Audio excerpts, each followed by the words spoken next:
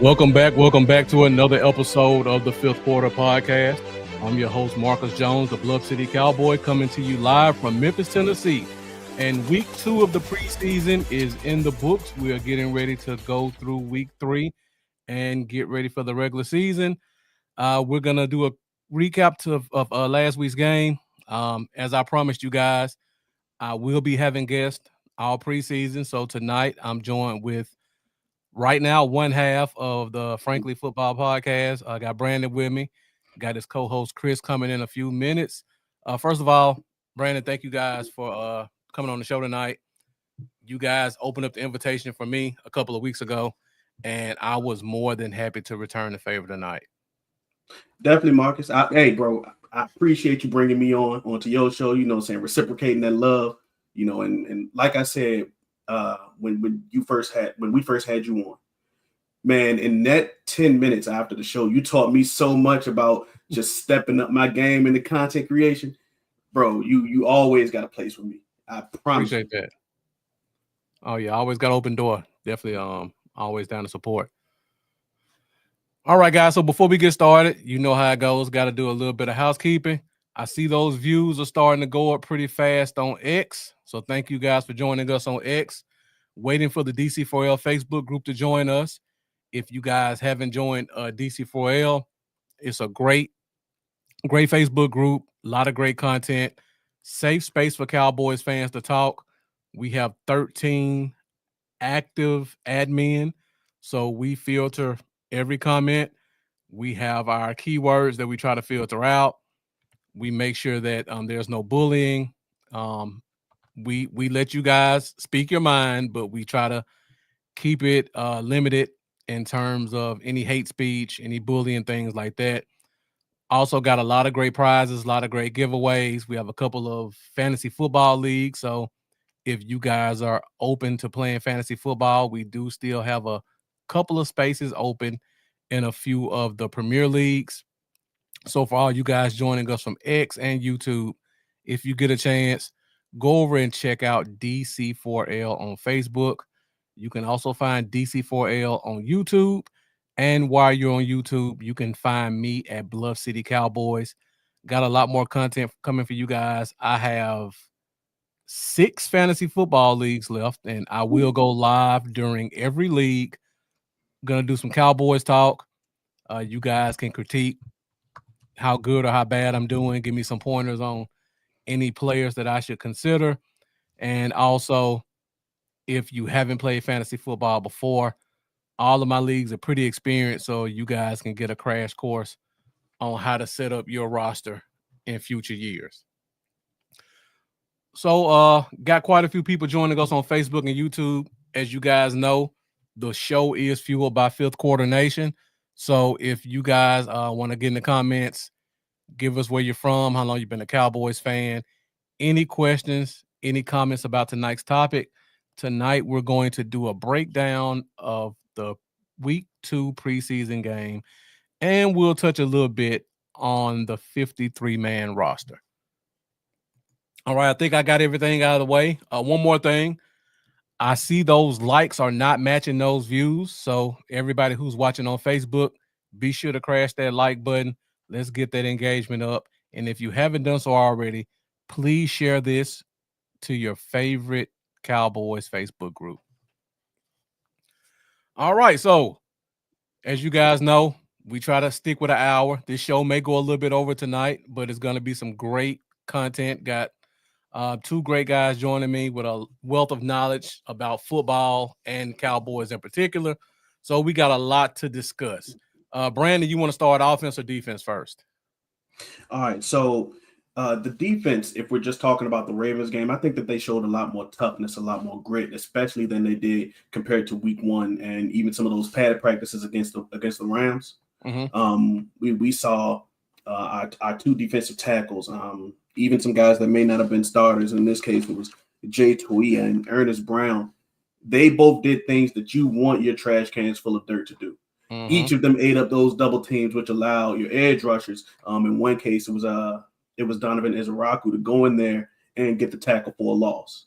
So I think that if you go in and you look at look at these positions that were pain points, I think that you got a little bit of relief in preseason week 2. Yeah. Yeah, just going to the defensive line specifically. We talked about this before we got on the show.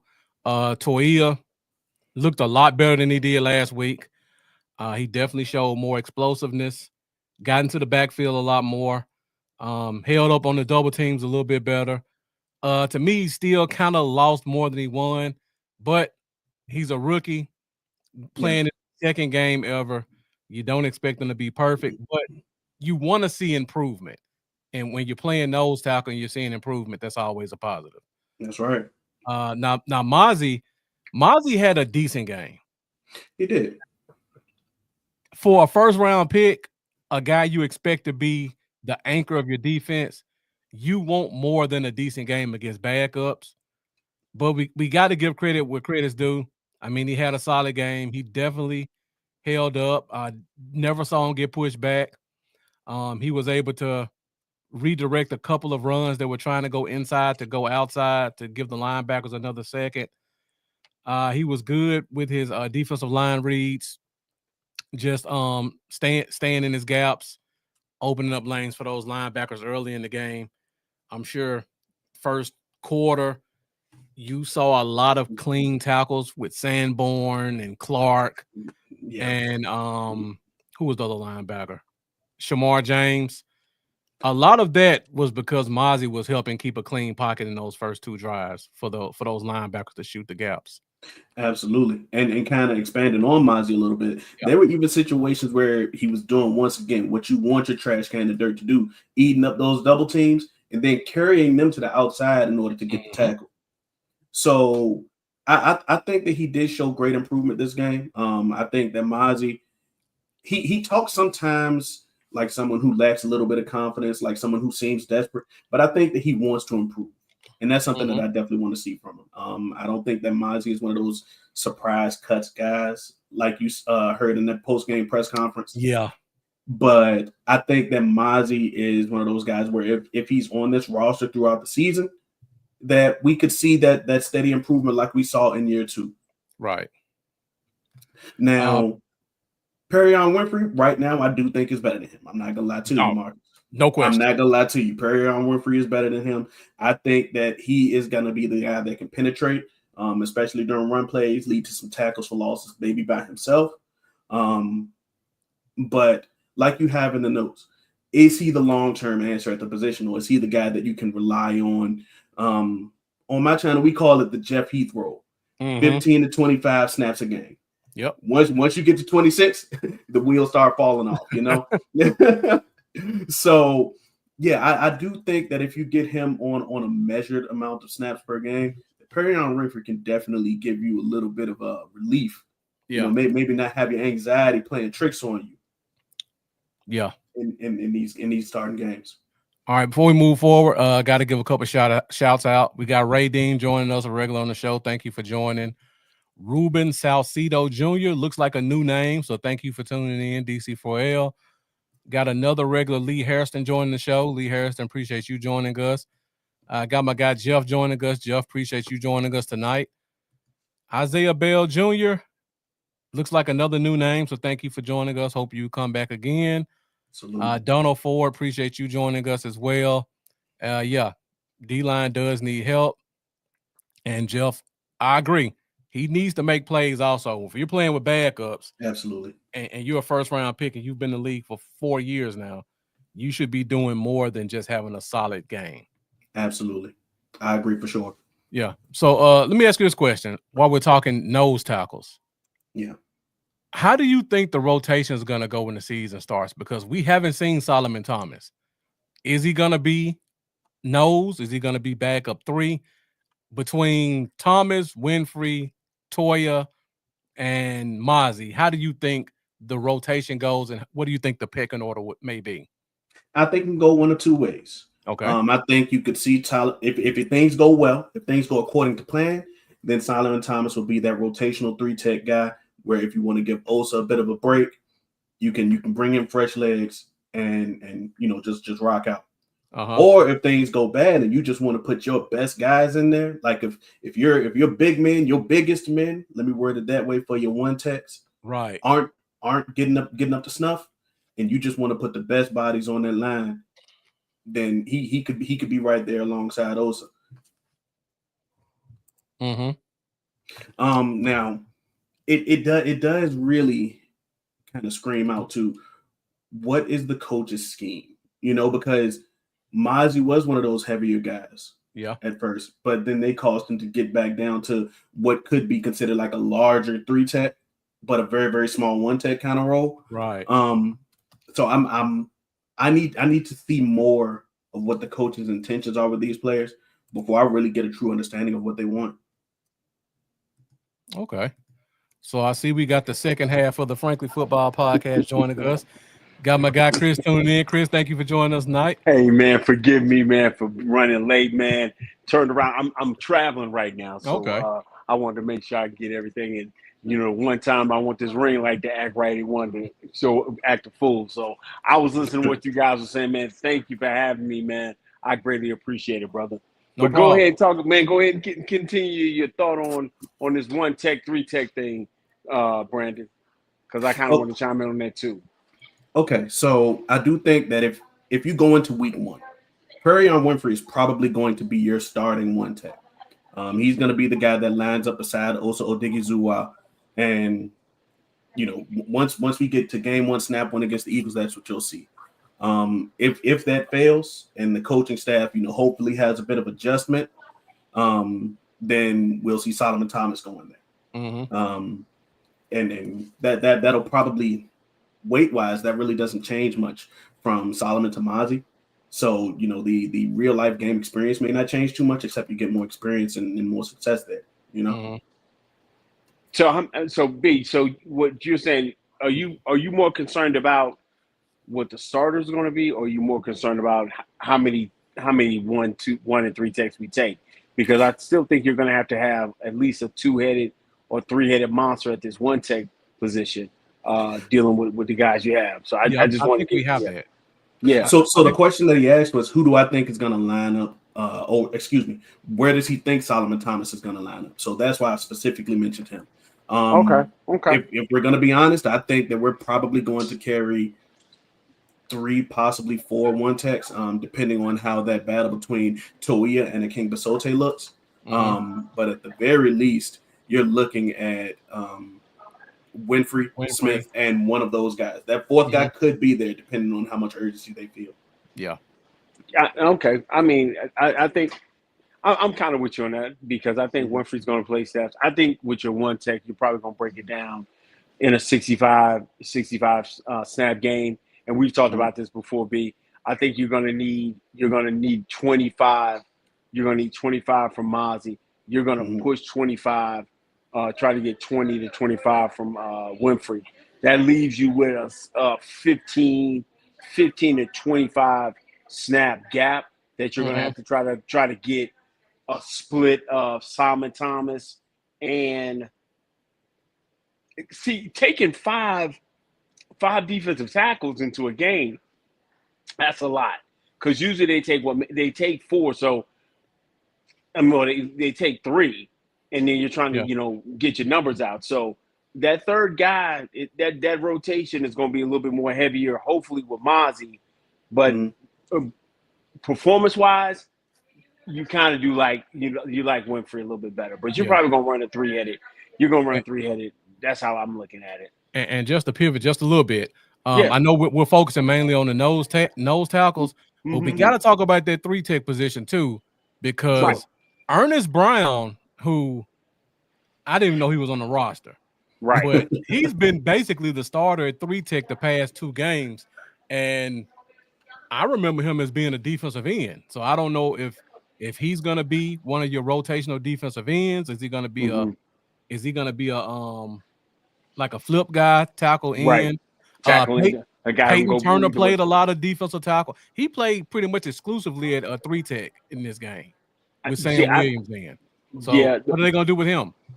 See, I don't think Peyton Turner makes this football team. That's my thing. Okay. I think Peyton Turner gets caught up in the numbers. because when you're looking at defensive ends, I think it's Houston. Houston played really. He's been playing pretty well both Yeah, games from what definitely. we've seen, and so he's really carved out a niche for himself at that pass rushing defensive end. And so I like him. So I think Peyton Turner's going to end up losing out in that numbers game, because you're going to move. You're trying to move somebody else. You're trying to move Brown inside to be able to give you some pass rush and Right. flow with that 3 tech. So if you turn around and you got Osa off the field, you can bring Brown in and play Simon Thomas and probably not lose as much size, but Yeah. get more pass rush from those two guys. And Winfrey can play 3 tech also. Right. Yes. So you're trying to get guys who can do multiple things, but one to be as a 3, but also give you some more work as a 1. But you're in that because you're looking at 65 snaps. You're trying to figure out those 15 to 20 snaps. You're trying to figure somebody into. That's the biggest issue. And one thing you mentioned, Chris, like you mentioned James Houston. Mm-hmm. That James Houston can, especially in this game, you saw him beat up on these characters, these NPCs that were on the Ravens line. And granted, some of them were kind of journeymen, but he was able to showcase his bag of tricks. Mm-hmm. So just like your note says here, Marcus, he should make this team because I feel like he's earned it. Oh yeah. He definitely has carved out a niche for himself, because you're going to still have the rookie issues with Donovan Ezraku, because he's going to have that rookie wall. He's going to Houston's not going to be able to have that, and if he can come in and give some push and be able to be a guy who can help out as the season goes on for with injuries and things of that nature, I definitely think you got to keep him on this roster. Yeah, but how complicated does that make things for Sam Williams? I don't know about. Well, okay, so we're going to get. So Peyton Turner's not going to make it. Mm-hmm. So let's say we're keeping 6 edge rushers. Yeah, I think you'll have to. It's going to be. It's normally 10, so it's going to be 5 and 5 or 6 and 4. It could go either way. If you want to just talk about edge rushers, you have Micah, Nealon, Fowler, Ezraku, Houston, and then things can kind of get shaky. Don't forget Fowler. Did you say Fowler? Yes, I did. Okay, you did say Fowler. Okay. And that's where things kind of get shaky for Sam because your edge rusher is a very deep one. Sam Williams is not a bad player. He's just kind of like a victim of the competition around him, right? When you go inside, it's a different story. You have numbers there because you need to find the guy. Mm-hmm. Osa's good. Osa's a good player, but outside of that, you're looking for a guy, and so that's why I think you could go 5 and that's why I think you could go 5 and 5 rather than keeping frankly a better player. Can somebody Williams? Can somebody say ouch? And we can get him down. I think somebody's gonna have to say ouch. That classic neck injury.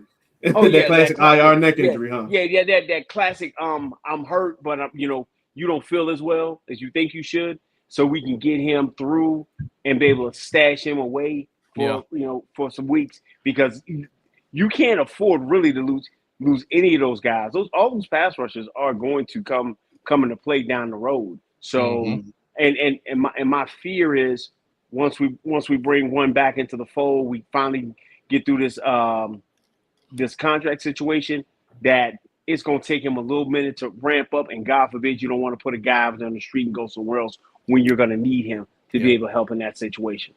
Now, so somebody got to say ouch. Now another player y'all haven't talked about is Tyrus Wheat. He's been on this team for 3 years now. He keeps making the roster. He's one of our core special teams guys. And in the 2 games I've seen him in, to me, he was our best. He wasn't the best overall, but against the run and the pass, I think if you take that full grade, he was probably the best defensive end. So I think you gotta find a way to make room for him as well, especially considering that special teams aspect. Unless Sam Williams runs down as a gunner again, but I don't think they do that anymore. We haven't gotten a chance to talk about, further back in the defense, going back to the cornerback room, right? Yeah. But the question that you really got to ask yourself is, how many players are you giving your special teams coach?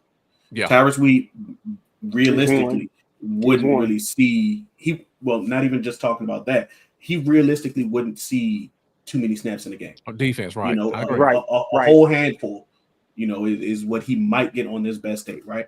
Yeah. And then you have, the the darling in CJ Goodwin.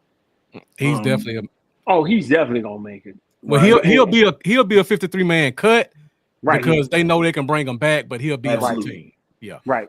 Okay. So how many players are you willing to give specifically your special teams coach? And that's where things get complicated for Tyrus. Yeah. Usually a special teams coach gets 5 or 6. Okay. So if we're looking right now, okay, so you're 5 or 6 you got. So, But see, so some people are playing are getting double duty though, right? As they should. Let me just say this. Gunner, jammer, personal protector. Those spots are guaranteed. So whoever those 3 guys are, I don't care if they don't play a snap. They're guaranteed to make this roster.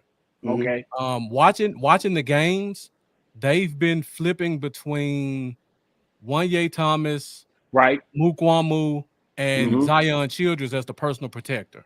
Okay. I don't know which one of them it'll be, but that's to me one of the 5 most important special team or 3 most important special team spots. Okay. So the fact that they're flipping those 3 guys in that spot and haven't come to a decision, that's huge. Yeah. And they've been playing they play Flournoy at Gunner with the first team along with Goodwin. Okay. Yes. So I mean, I'm just throwing those names out. That's 5 right there. Man, that's 5 right there. Yeah. That's 5 right there. And you have the benefit of a few of those names being guys who were probably gonna make this roster anyway. Yeah. Right. Like you mentioned Israel Muhammad. He was going to be a guy that makes this team anyway. And I'm sorry if we get away from your notes here, sticking position to position. No. We can. I mean, we done with defensive end. We can talk about Wheat and then move to defensive end. I mean, corner. Right. Great. Yeah, but go ahead.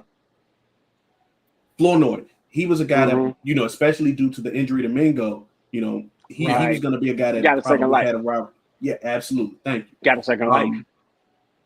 And so the ability for them to play special teams is kind of like an added benefit. I'm talking about guys who are just going to be on this team for special teams. Yeah. We already know that's Goodwin's bad. Goodwin's going to be definitely important. Goodwin has made a career off of being a special teamer. That'll probably be Shamar James early in his career. Yep. I'm okay with that. I'm very okay with that. Yeah, our linebackers look really good. We can talk about that in a minute. Yes, they do, and I got a lot of notes about them too. Yeah. That's Brandon's love child. Okay. Linebacker room. That's his love child. They made you proud on Saturday, that's for sure. They did. They definitely did. So you got the cornerback position on the notes here, Marcus. I think that Keemon Hall, he was a guy who caught all he was the the game Find the Scrub. Yep. The Rams decided to play Find the Scrub and they found Keemon Hall. Yeah. In preseason week 1. In preseason week 2, he was able to regain a little bit of his lost confidence. Tackle well, play on the ball on at least 2 occasions where I saw where he was able to put his hand in that basket and knock the ball out. True. So that's his trademark. That's his trademark. He's a great he's a great high instinct player when it comes to trying to make turnovers. Absolutely. So I think that in a room that right now is very health deficient, not necessarily talent deficient, but a lot of these guys are just saying ouch all over the place. Mike Hall did himself a lot of favors. So going to the top of my sheet right here, Andrew Booth. I made a tweet Saturday that seeing that pick 6 was probably the first time I've ever been upset to see a pick 6. Because you felt like it gave him life that he should never have had. Exactly. He should have never had, and he was on his way out. So he ends up making that play, and everybody's like, "Oh, he's a keeper." When, in all honesty, he's been cooked food all off. So he has, man. He has. He's been got. Hey, if I want to go make a play, let me go make a play on him. So there lies your issue. I know that's what you were thinking when you put that tweet out. Absolutely. And I really only have one note on that play.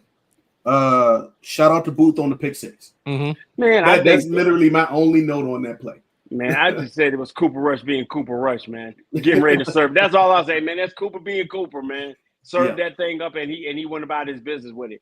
Because right now he is not, in my opinion, a guy that you really, really need to keep. Because I kind of like Zion Childress way more. Love him. Love him to life. Loved Yeah. him when we got it. And because he has that ability to go play some special teams for us, man, I can cut Andrew Booth. Andrew Booth be sitting around waiting for a phone call from me if I need him on this practice squad. And Andrew Booth is a dime a dozen. I'm sorry. Yeah. I think that 32 teams have an Andrew Booth. Yeah, that second round cachet just ran out. Yeah, it's done. Yeah, that's over. That's over. It was terrible. But Zion is making play. Go ahead, Big. So this is a very broad stroke question, right?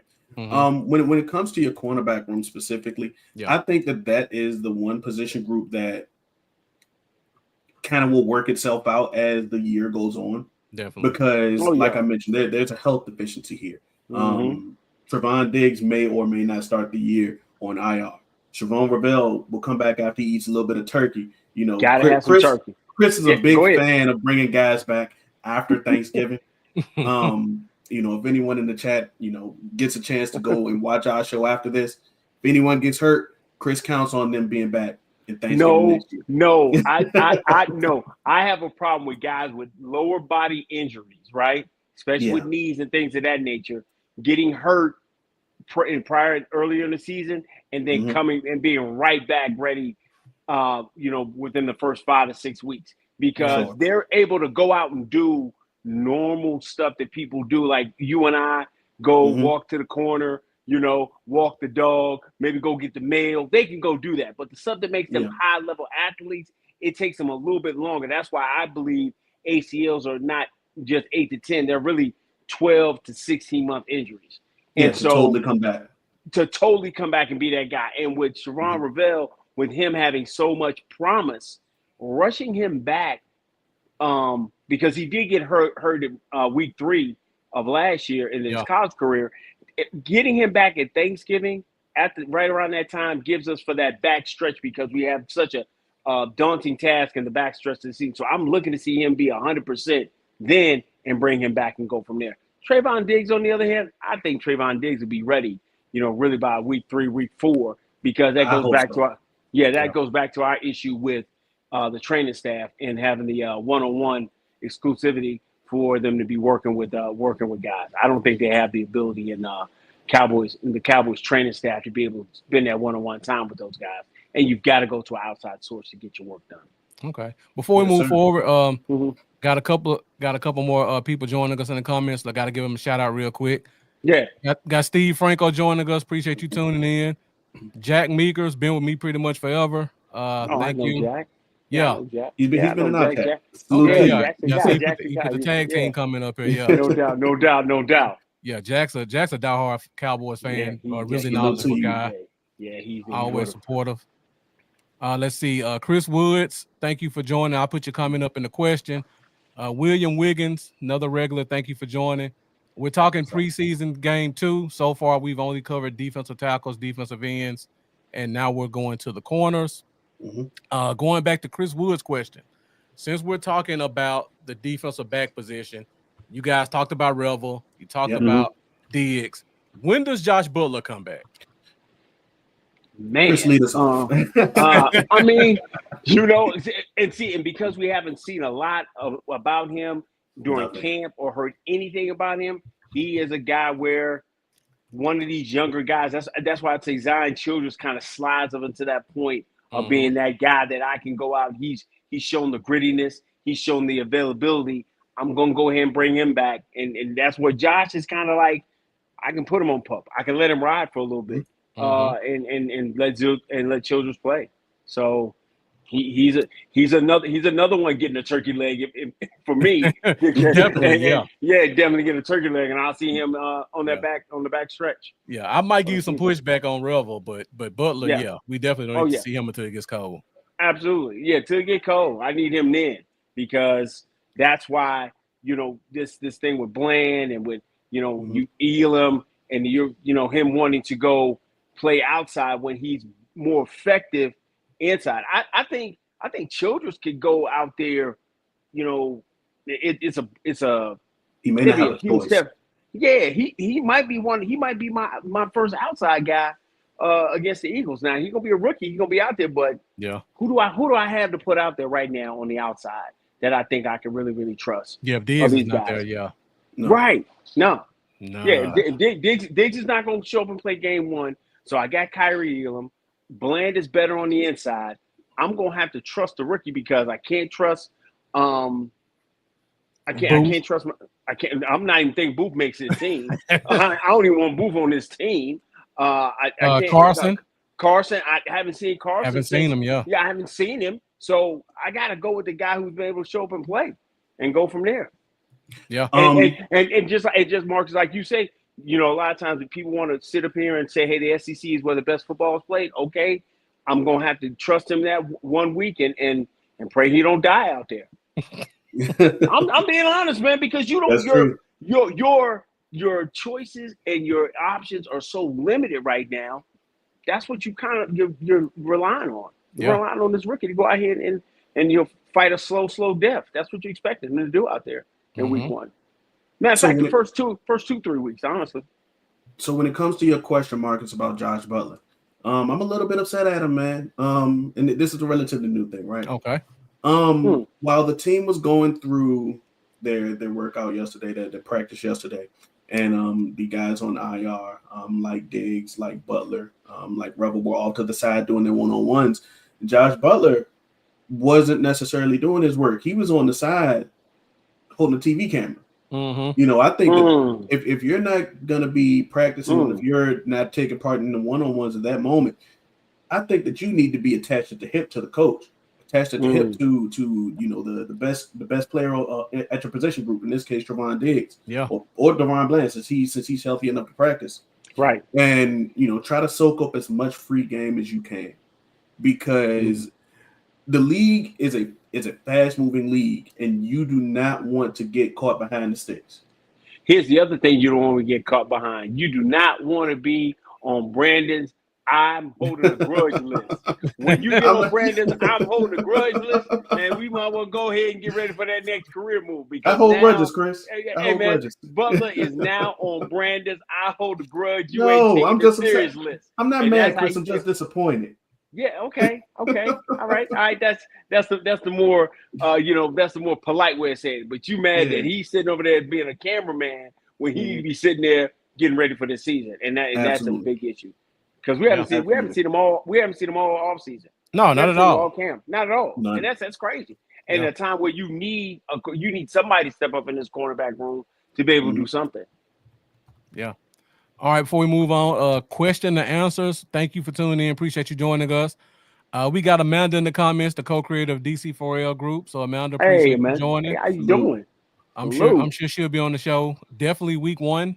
She may join us next week, but Amanda's put together a great organization. She does a great job of managing DC4L. She was the Cowboys fan of the year this year. Oh, okay. That's what's up. Dope. Hey, we got a celebrity in the chat box. Yeah, first. definitely. I know, right? Yeah. Shoot. So let's go to the safety position, and then we'll give Brandon the floor to talk about those linebackers. So safety, I mean, it's pretty much Zion and Mukwamu. Yeah. Didn't see a lot of Thomas and Bale. So we just talked about Childress a lot with the corner group. He actually snuck back there and played some safety this game as well. Him and Mukwamu were kind of shifting between nickel and safety. Once again, solid tackler, smart player, right? Knows his assignments, right? Plays physical. Mukwamu, we pretty much say the same thing. Glad to see the competition's kind of bringing out more of what we've all seen the past 3 years, because I don't know if he just fell out with the coaching staff or what, but he wasn't given opportunities before. But he's been stepping up these past 2 games and put some solid tape out there. I think it goes back with Israel, is that he's fighting a good fight, and the sponsors for the other guys kind of, because they got paid, I think that was the reason why they played more and they didn't do it, because we all had a question about Wanye didn't play a lot last year at safety.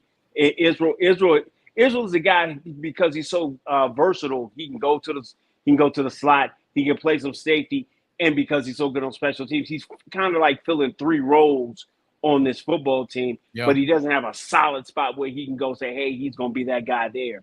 I'm really to the point I want to find a way that Donovan Wilson isn't on this football team anymore because he's such a liability in so many different things. Mhm. So I want them to figure out what they're going to do with Israel, so we can go ahead and make that decision, move on from him. Our other starting safety, golly, I'm sitting here drawing Malik a blank Hooker. because Malik there you Hooker. go. Thank you. He hasn't, but he's one of those forever exempt guys as far as preseason and whatnot. Right, because of his injury history. So if you got Malik, if you're going to run with Malik, and I thought Bell would do more this offseason to be kind of more of like, hey, showcase what he's been doing, because last year he fell into this void of we didn't know what he was going to do. Right. You know, the year before he was a linebacker. Then Right. last year you say, okay, is he going to play more safety? And he didn't do any of that. So you figure now he comes in without a sponsor, without somebody there, he'd be showcasing more of what he could do. And I haven't really seen anything from him. So this is one of the things about the vanilla-ness of this camp and what they've been able to show. So it's kind of hurts him more than anybody else, honestly. Yeah. To be honest, we were just talking about special teams. We could probably add Bell's name to one of those special teams guys, the way it's looking. Possibly. I do think that okay, but he's got to give me more than special teams. 2 years ago, this dude logged over 200 some odd snaps. And because he logged that many snaps as a defensive player, now he can't find his way onto the field as a core defensive backroom guy. What are we doing? That's my question. That's my question with him. What are we doing? I agree. Yeah. I'm sorry, Brandon, go ahead. I do think that Bell is one of those guys that, because of his time in the linebacker room, he has a bit of experience when it comes to tackling and things like that. And when in the Ravens game, he did display a little bit of that on some of these boundary passes. Now, Wanye Thomas, I think, it was one very good play with Wanye Thomas. It was 8 in the box, and they did a stretch run. One of those plays that I said that the Cowboys kind of struggled with defensively. Wanye sniffed it out because it was just a flipped version of a play that they ran the play before. And he came down and made the tackle for a loss. I think it was a loss of 3. So that was Wanye's best play of the game on Saturday. If he can kind of manifest that stuff more often, then maybe he can sneak into a job, getting some rotational snaps. But he doesn't have enough exposure, right? Last year was the year that we were kind of expecting Wanye to kind of come in and take Donovan Wilson's job, and it just didn't happen. Is he a poor practicer, things like that? But he shows those flashes in games that just makes you want to see more as a fan. But the coaches have to be seeing something else that's preventing it, because right now, he, like Chris said, he doesn't have a sponsor in that room. All right, before we go to linebacker, I got a couple of corner questions that keep popping up. William Wiggins asked, are we signing a vetted corner? Gilly still out there. Shane Odom, thank you for joining us. Are there any veteran corners out there you see the Cowboys picking up? So is it Gilly or bust? Do you think they try to roll with what we got and whether the injuries? What do you guys take on that cornerback position? I don't think it's Gilly or bust. Just because Stephon Gilmore, he's older. He father time's undefeated. Guys' bodies just aren't as energetic as they were when they were younger, right? You still do have guys like Asante Samuel Jr. that are still out there that could be in play. You never know. But the thing with him though, they said he wasn't going to talk to anybody until after he got cleared with his neck. Right. So that's it was originally until after his appointment in July. Well, we're more than halfway through August right now. Yeah, right. And we haven't seen him speak to any team. Okay, so if that's the case with him, you gotta kind of scratch him off the board. You got to, because he's going to be like a week 2 guy. Because the thing about him, because everybody's going to want to be able to sign him and then not be able to guarantee his money for so far. Great you point. sign week 1, you want to guarantee his money all year. So you talk about bringing on a hurt guy who you don't know what you're going to get from him. That's why I think Gilly is still on the board because there hasn't been any, lingering injury issues. You know he's a professional. He's going to come in and do what he needs to be able to do. And you only need Gilly for, honestly, 6 weeks. Let's be honest. I was going to say 9 tops because if, provided, health transitions normally, I think that leaving out of the bye week is when you see Revel again. Well, see, I'm thinking 6 weeks because I'm thinking Diggs is back within the first 4 to 5 weeks. Then I got Bland in the slot. I'm going to have Kyrie Elam. I got Childress. I really only got one other spot, but I got a guy who can go both ways with Israel Mukwamu. So Gilly, I need 4-5 weeks. That's why I'm saying I think if you roll Childress out game 1, it's going to be scary. But if Childress doesn't have doesn't have a horrible death, I don't think you get Gilly. I don't think you take Gilly. I think you take the young, talented guy that's willing to fight for his life, and you roll with that because the cavalry is on the way with Diggs and with Revel and hopefully possibly Butler down the road. Yeah. Sure. I mean, you also got guys like Cam Sutton who is still out there. So I don't think that it's Gilly a bust. I think that you got options. They just got to be willing to explore them. Yeah. And I do think that they are. I do think they are because, if you've seen some of those practice media availabilities with Stephen Jones specifically, it was we kind of know we got to do something with some of these positions. Yeah. Yeah, I mean, I know we want to go out and do immediate, Band-Aid for cornerback, but I think your need is more prevalent with your defensive tackle room. So you got to keep that. You got to keep that wide open for whomever, and go from there. So I'll touch on a couple of these corner questions, and then we'll move over to the linebacker position. Jack Meager, any truth to the rumors Gillies has become slow? I mean, he's 33 years old. Yeah. I wouldn't doubt it, but you saw that last year. You saw that last year on the tape. You saw that last year that his makeup speed, his craftiness as a veteran was always showcased with us and even in the last year. But his foot speed and his ability to get out and run is definitely showing that he's lost a step or two. Yeah. But he'll be 35 during the season, and so just to expect a almost 35-year-old cornerback to maintain the athleticism, that's unrealistic. What is causing him to survive, like you said, Chris, his acumen, his savviness at the position. Yeah, absolutely. Yeah. But most of the time when that happens, guys move from corner back to safety. And there's no room for that, what I'm doing right now. So I think, Brandon, you just kind of answered Jeff's question. What do we do with Gilly? If he comes to the team, like you said, he'll be 35 this year. Yeah. He knows what the writing on the wall is. You come in, you squeeze every bit of juice out that you can. Right. We'll give you a pat on the back. And then when we have some games where we can get you in there, we'll try to get you in. Former Defensive Player of the Year. He's played for the coaching staff. He doesn't need a snap of practice. He knows what everybody's supposed to do. Yes, he did. Yeah, right. That's why we haven't seen him yet, if he's coming here. To me, the fact that he hasn't signed anywhere else tells you that he's kind of locked in. He's locked in because he would have. I know he's a smart player, he's a great player, but you're not just gonna walk on every team without any practice and then just step in and compete, because I don't think he's a backup type guy. At least not beginning of the year if he feels his best.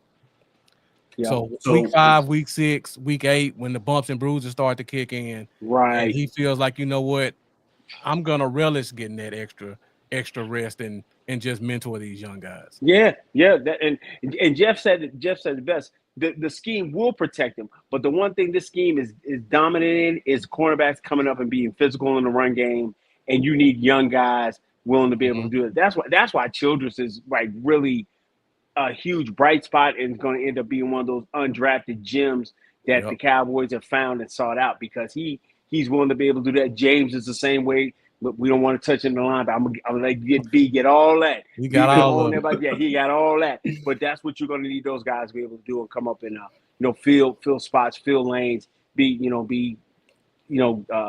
You have the gap integrity in the run game, because Lord knows we want to string people to people who want to tackle. on Right. either side and be able to fill those holes. All right, one last cornerback question. I'll touch this one real quick, and then we'll go to linebacker. Can I tell you anything about the DB we just signed?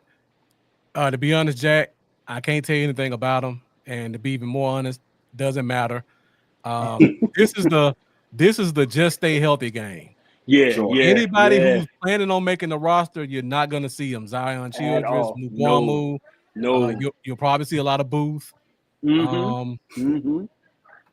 The Smith kid was kind of banged up. Troy Pride gonna be at Troy- Pride gonna be at Troy getting Troy Pride all was this kind of burn. banged up. He's going to play Yeah. a lot. So Yeah. so you got to have at least 4 corners, and we don't have a lot of corners that we can spare or risk getting hurt. So he's just a guy. Absolutely. Just Yeah. run it, go out there and run, get Yeah. some cardio. No Don't doubt. get hurt. Don't get hurt. Yeah. Yeah. Get your $1,000 check for this week. There No we go. doubt. Yeah, man. Hey, man, get your name on the back of an NFL jersey. Exactly. And play a game. That's what he's getting. That's what Right. he's doing. Yeah, but he's getting $1,000 in the Instagram profile picture. Yeah, man, that's dope. That's fire. That's fire, man. No doubt. All right, so William Wiggins says he's loving our linebacker room. All right, Brandon, we'll let you kick it off. So this your spot. I stepped into this position with a ton of skepticism. And this has been 2 years running strong at this right now. I thought that, and honestly, I still try to maintain a level of professional skepticism around it. I thought that the linebacker room held on too much hope for overshown going into this season. Yeah, they signed Kenneth Murray, but Kenneth Murray kind of could have been like another Eric Kendrick situation. They were hoping on that Maris Leofow second year bump, but his first year was a little bit of shaky, right? Going through these weeks of training camp in Oxnard, California, in these 2 preseason games, this linebacker room has changed my heart. I feel comfortable with it to a certain level. And you know what? I'll even take the certain level out of it. If you would put Jack Meeker's comment about Damone Clark up, because if Chris, I'm not sure if I've ever told you this, but Chris, I hold grudges. I've heard this grudge. There we go. Oh my goodness. Damone Clark is a guy who frustrated me to no end, because coming out of LSU, I felt like he was such a great player, but when he came into the pros, it was like the game never slowed down for him. You could always see his wheels turning. He was a reactionary player with low instincts. And from the games that we've seen, I felt like he's cleaned up a lot of those bad habits. He's been getting to the right place at the right time. The Ravens game, he had a spectacular game. He put on a lot of good film. So I think that from, I'll just say, March to now, the linebacker room, I think, has made a ton of strides. Good Lord. Yeah. From a position, position that had a lot of uncertainty to one that is the strength of the defense. Absolutely. Yeah. Go ahead, Marcus. Go ahead. No, I was just gonna put my notes back up because that's the first note I had. Yeah. Hands down, the best position group of the game. The best one, from Clark to Leofow, Sanborn played. Sanborn. There we go. Yeah. Shamar James was a guy that a lot of people now, and Marcus, and this will go back to when I was talking. Marcus was doing his breakdown of undrafted free agents. He talked about Shamar James, how he could be able to come into this room and do a lot of things. And some other Cowboy content creators were like, I don't know if he's going to be able to. Marcus was one of the few people who stood on the wall for him. So Marcus, so I've been watching your stuff. Appreciate that. Yeah, man. He was like, no, this kid right here. Now I was looking for the one of the other couple of guys were from Syracuse to come and show up, but they haven't been able to do what James has been able to do. And James has just been running around. We didn't see these instincts at Florida. At Florida he was fast guy. Now, for some odd reason, he's been able to say, oh, I'm going to do this. I see this. And it's been able to all come together and click together for him in this camp. And he's really been a shining star, to say the least, in this camp. But he's a smart guy and he's a leader. And you brought up the Syracuse guys. Justin Barron surprisingly wore the green dot in that game. I was shocked to see that. Okay. So he was the green dot guy in the fourth quarter, but Shamar James was directing him. if you go back and watch the game, Right. you'll see he looked lost. And one play, actually, James pointed before the snap. You go here. You can see it on the all 22. So he was he was really out there diagnosing it and being the quarterback of the defense. And again, he always plays fast.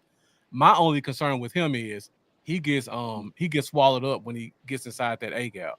Yeah. That his size shows up considerably when he gets into the where I said the money pit of the game, A and B gap. But you get him outside that B gap in open space, though, you got to play. Oh yeah, you got to play. He's a player, so that's where I think you got to find a spot for him somewhere on this in this linebacker room. But he can give you some snaps in there. But your main guys from Murray, Louisville, we don't know about Kenneth Murray yet because for some reason they don't want to play those veterans. I mean, but I think Kenneth Murray is solid. A solid guy that they're definitely going to lean on heavily. But from what you've seen in these two games, from Louisville and from Damone and from Clark was just jumping off the screen, man. And it was like, oh, that's the guy that we was looking for a couple years back, man. Oh, there we go. I don't know if it was a change in number, but I just think it's Eberflus has got the ability to draw the best out of linebackers everywhere he's been. And I think he's getting that out of Clark right now. Well, I think it's because of, for the first time in 8 years, we have true middle linebackers. True. So you're not throwing Clark out there with Jalen Smith, and they're both lost. Right. You're not throwing them out there with Wolf Hunter for half the time. Right. And he's basically getting hand signals from the sideline. There you go. You've got real linebackers out there who can pretty much tell him, like Shamar James, Sanborn, Leofow. They're telling Clark, this is your gap. I got mine. Yeah, don't worry about me. Yes, right. And that's huge for him because he's really to the point, hey, this is my gap. I'm gonna do that, and I ain't got to worry about something on the backside leaking out because that guy right there is gonna be able to protect me and do his job. I ain't got to play hero ball and try to diagnose somebody else's mistake when I can barely keep up with my assignment. My own, right? Absolutely. That's what I saw when I watched them. Yeah, and you mentioned him not having to worry about LVE being the guy that's in the middle. One thing that Jack Sanborn did really well was he navigated his way through traffic, which is something that we always said Leighton Vander Esch struggled with. That's something that's true. We can really benefit from having like a true intellectual linebacker. Now, one thing that did frustrate me about the group is, and this could be a coaching scheme. It seemed like the linebackers specifically struggled with, especially while they were in zone, guys sitting down near them, and they neglected to orbit towards them. That was something that frustrated me about the linebacker group against the Ravens. They just allowed space to be space. And okay, they didn't close. They go ahead, B. It was a couple plays early in the game, first quarter, where guys would just do what the Dallas Cowboys did last year. They ran up the field and turned around, right? And then the linebackers, and the linebackers being in zone, they didn't orbit towards them prior to the ball being let go, which allowed the quarterback a little bit more time. And that can make the difference of a catch or the ball being popped out. Yeah. You didn't see him playing. You didn't see him playing the ball like, hey, I'm gonna stay in my space. Oh, that guy said, oh, I'll go over there after he catches the ball. It was a lot of people just catching the ball uncontested, nobody near him. And kind of just letting them catch it and get 5-7 yards, which changes your whole dynamic of what you were going to run the next set of downs against them and what you could do with certain people. Kind of put some more pressure on you. You allowed their quarterbacks to feel comfortable. You know what I'm saying? And that was what you didn't want to be able to do. And you didn't want to see that carrying over to the season of linebackers just letting guys get 5 to 7 yards or just be in areas and, hey, I'm just going to sit here and wait and the ball be there with no problem. Yeah. But I think that's a coaching thing. I think that's something that the coaches should learn from watching the film. Like, hey, we need our guys to be a little bit more engaged. And that's something that hopefully by week 1 you get fixed. Yeah, so we're at 55 minutes. Great dialogue. I hope you guys don't Wow. mind staying a little bit longer. Oh man, we here for as We long as you need us to be. haven't even touched offense yet, so we still got a lot to talk about. Which No doubt. Offense will probably be a lot quicker than the defense because it wasn't a lot to really talk about for half the game. yeah. that first half of the game, what was it, like 11 plays? Man.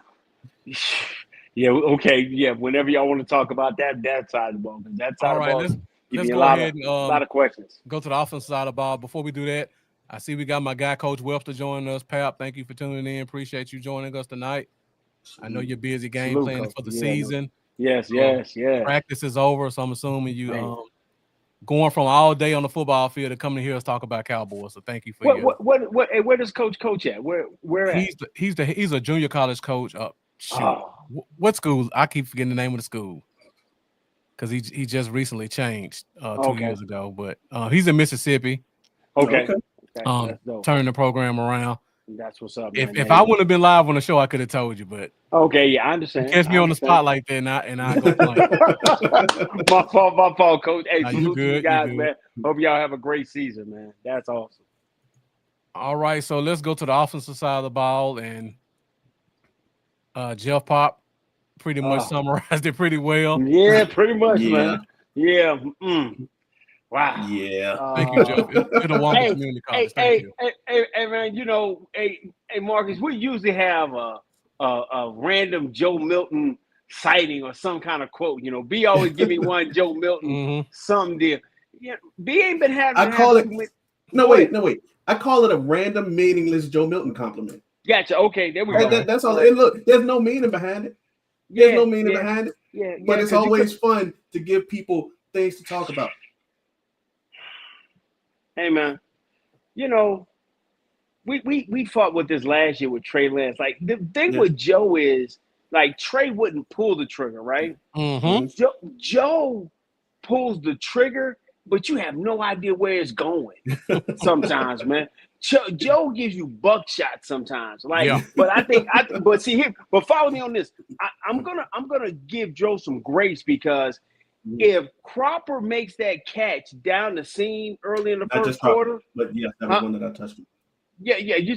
If he makes that catch there, dude, we're looking at Joe like, okay, he's reeling it in because you just got to go make that play. CD was on the side like, yo, it's right there. Go make the play. You got to go make that play. So there's one of the issues I have. But outside of that, man, the sack. Oh yeah, dude. You know when you sit at home, I do this when I'm watching the replay, and I start counting in my head, and I'm like 1 Mississippi, 2 Mississippi, 3 Mississippi. That ball's got to be gone. Right. Joe got sacked on 4, right, and he's got to be able to see that and feel that. His lack of pocket awareness has been something that has plagued him his entire career. Marcus, you've seen it when he was in Tennessee. He would do the same kind of stuff in Tennessee on a regular basis. He could throw it out the stadium, but he ain't gonna act like he's the only guy he's in warm-ups or something. Because I for the life of me, couldn't understand that in that issue. I think that Joe Milton, he showed a lot of things that you would expect from a rookie. In the safety, he didn't even look at the hot guys, the hot rushers direction. Didn't look to his right at all. And that's something that you want to install in guys very, very early. Rookie mistake. He can't let that happen. I do think that. But B, that's an instinct that just as being a quarterback playing the position, he's got to have that. That his clock, either his clock was shut off, or he never had the clock installed because that didn't make any kind of sense. He's in the end zone on a 3rd down, and he knew that ball's got to be gone by 3. That was the first thing. Flukes was, Shotty was like, yo, man, he pulled the pad out. I said, hey, man, you already saw that.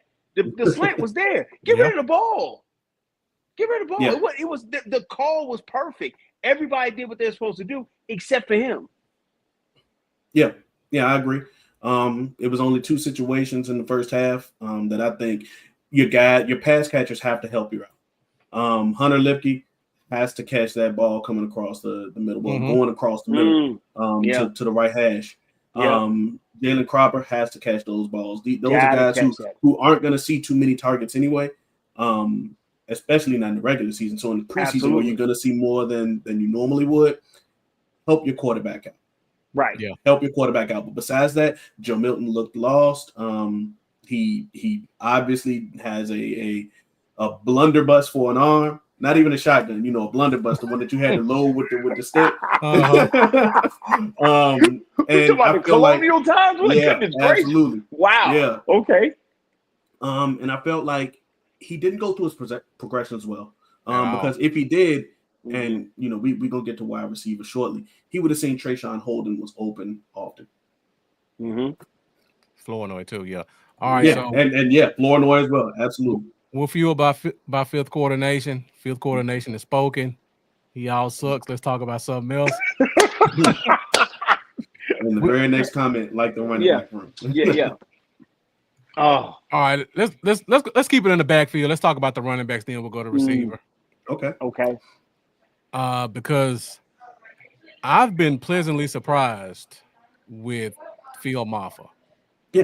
Oh, I'm a Clemson fan. I've been a Clemson fan for 20 years, and I did not think Phil Maffa would look the way he's been looking so far.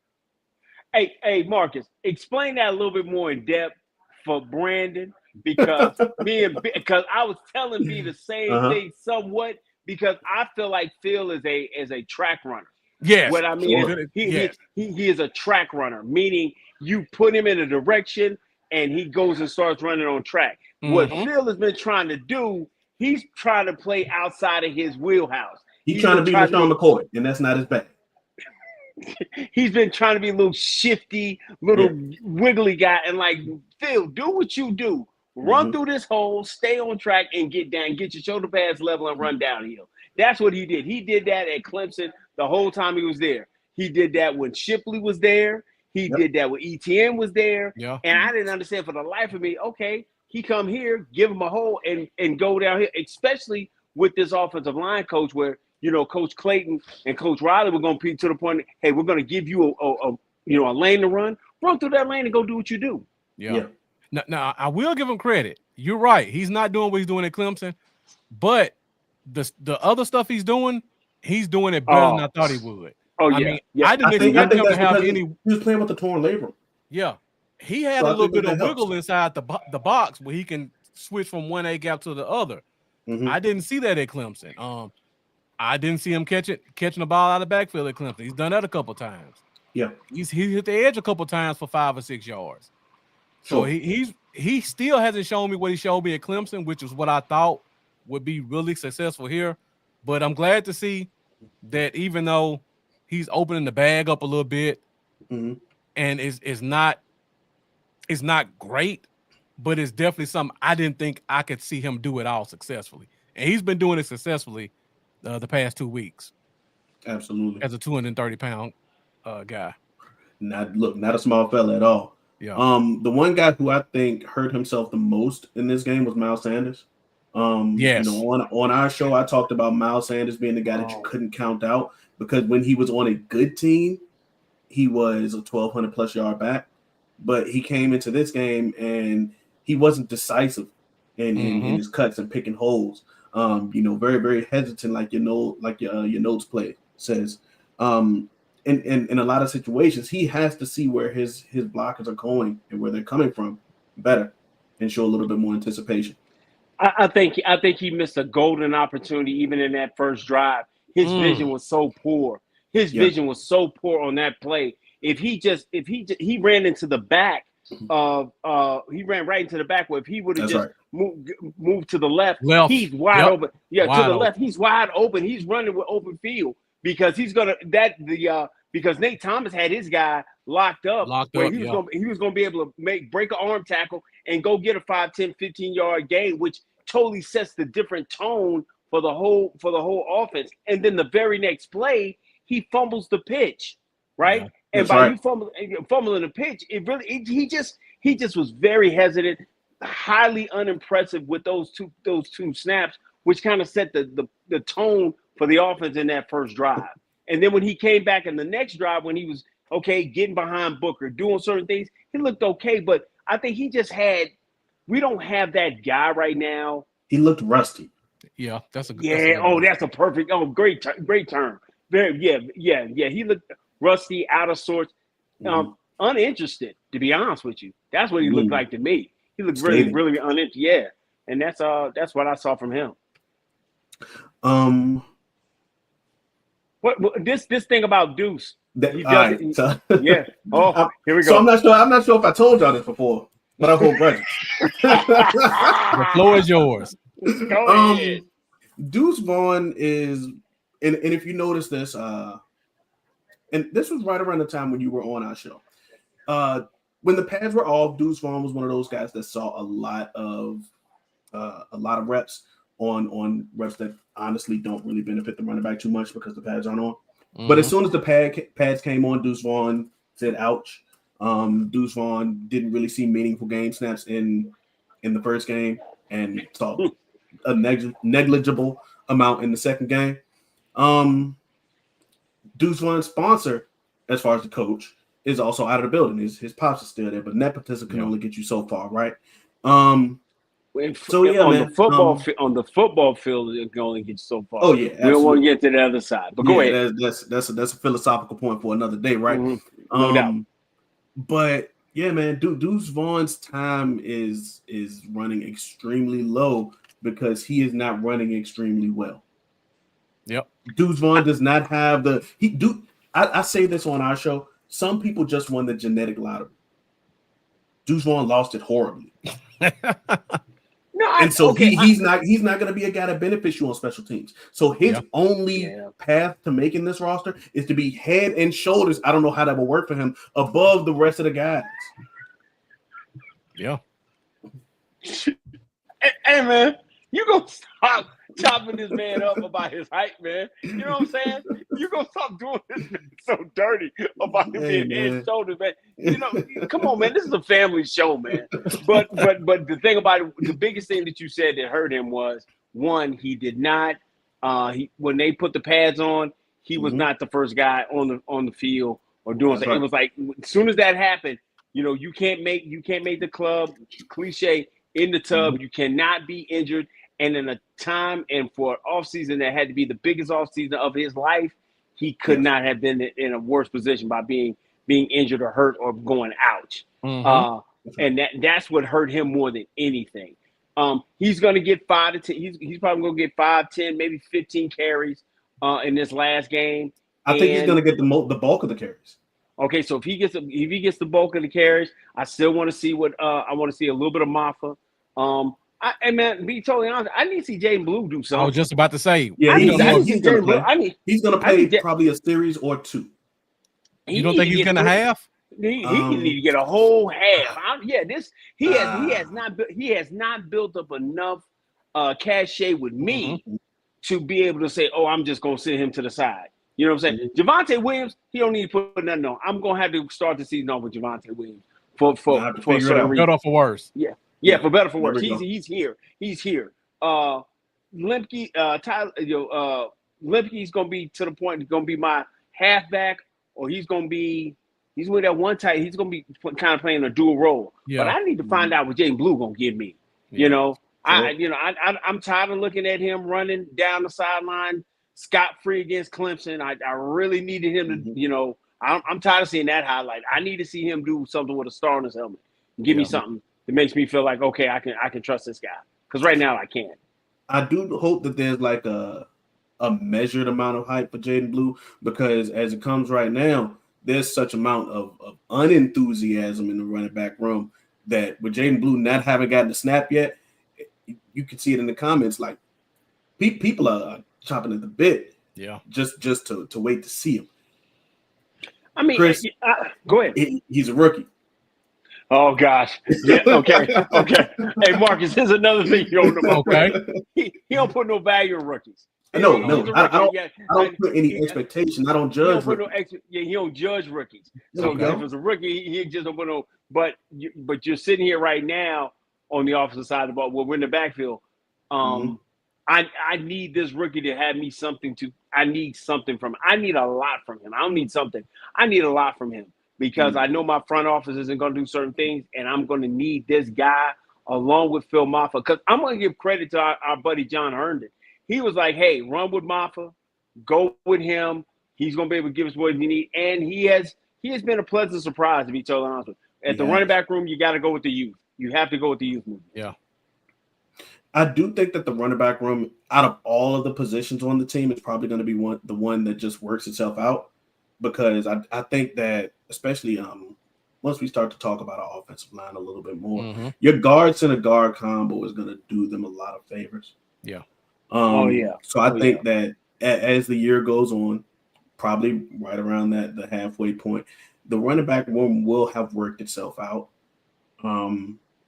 It will just have to go through a lot of bumps and bruises to get there. All right, let's go to offensive line, then we'll end it with wide receivers. So you just touched base on the offensive line, that guard center guard area. One thing I noticed, and I give them a pass because the Ravens, their backup nose tackles are 330 and 360. That's right. So those boys had their hands full the whole game. All game. Tyler Booker, first snaps, looked really good. I didn't see him lose. He dominated a couple times, but for the most part, it was solid, what I would call stalemate blocks. Nobody got past him. One of those big boys tried to push him back. It took him 2 or 3 steps. He sat down on it and locked him up. Never got Milton in trouble. So I give him an A+ for his first NFL snaps. He did really well. I think he had one rep where it was kind of like you said. It was the one rep that I gave him. He was going against Aeneas Peebles where he turned around and he kind of got him on the inside. That was the one rep that I saw. It was on a running play that Aeneas kind of beat him inside. But outside of that, man, he was holding people up. He was keeping people out the club. Nobody was getting near. Joe.